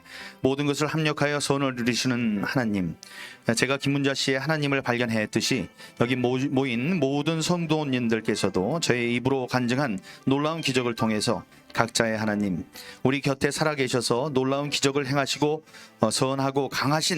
행하시는 선하고 강하신 하나님을 만나는 경험과 만나기를 기도합니다. 제가 마음속에 세운 하나님과의 약속을 지킬 수 있게 된 것도 하나님의 은혜입니다. 김문자 씨가 그랬듯이 하나님께 순종하고 애절하게 기도하며 하나님의 뜻을 구하는 우리들이 되게 하여 주옵소서. 이 모든 말씀을 우리를 위해서 십자가에 못 박혀 돌아가신 우리 주 예수 그리스도의 이름 받들어 기도드리옵나이다. 아멘.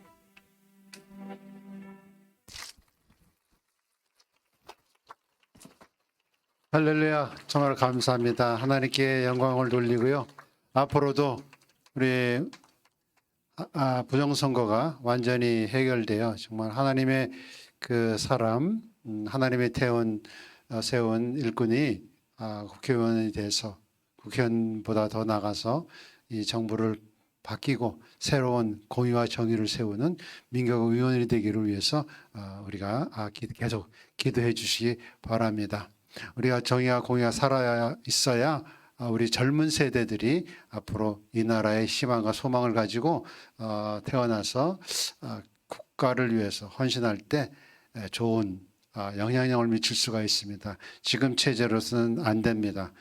저는 북한에 대해서 정말 북한에서 저희 부모들이 태어났고 북한을 선교하다가 북한이라고 하는 그 악의 축에 그 나라가 그 중심 가운데 우리 안에 들어왔다고 하는 것은 정말 불행한 일이다. 그런데 그 안에도 하나님의 뜻이 있다고 생각합니다. 이것을 잘 이겨나가고 새롭게 우리가 이 악이 드러나고 그 악이 제거될 때 그 다음에는 희망과 소망이 섞이는 하나님의 나라, 하나님의 복음이 온 세계에 퍼질 것으로 저는 확신하고 있으니까 우리 젊은 세대들 분발하시고 또 하나님이 주신 소명 가운데서 잘 성장하여 이 나라 이 민족을 위해서 헌신하고 훌륭한 일꾼들이 되시기를 다시 한번 소원하면서 다시 한번 하나님께 기도드리겠습니다.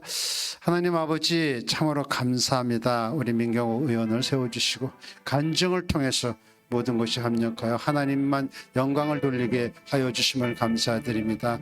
아버지 하나님 그분이 가시는 길을 인도하시고 형통해 보게 하게 도와주셔서 부정선거가 지금 해결될 수 있도록 부정선거는 우리 민경호 의원만이 아니라 이 나라의 그 법치가 세워지는 것이니 주님께서 허락하여 주셔서 새로운 국가로 새로운 하나님이 세운 나라로 거듭날 수 있도록 도와주시고 교회마다 회개의 부흥이 일어나게 하여 주시옵소서. 이제는 우리를 구원하신 예수 그리스도의 은혜와 독생자 예수 그리스도를 이 땅에 보내주셔서 우리를 구원하시기를 기뻐하신 하나님의 크시다인 사랑과 성령의 교통교제함이 오늘 마음 가운데 나라와 민족을 위해서 헌신하겠다고 결단하는 청년들 위해와 교회들 위해와 수지구의 성도님들 위해 선교사들 위해 지금부터 영원히 함께 할지어다. 아멘. 할렐루야. 우리 하나님께 감사의 영광 박수 돌려드리겠습니다.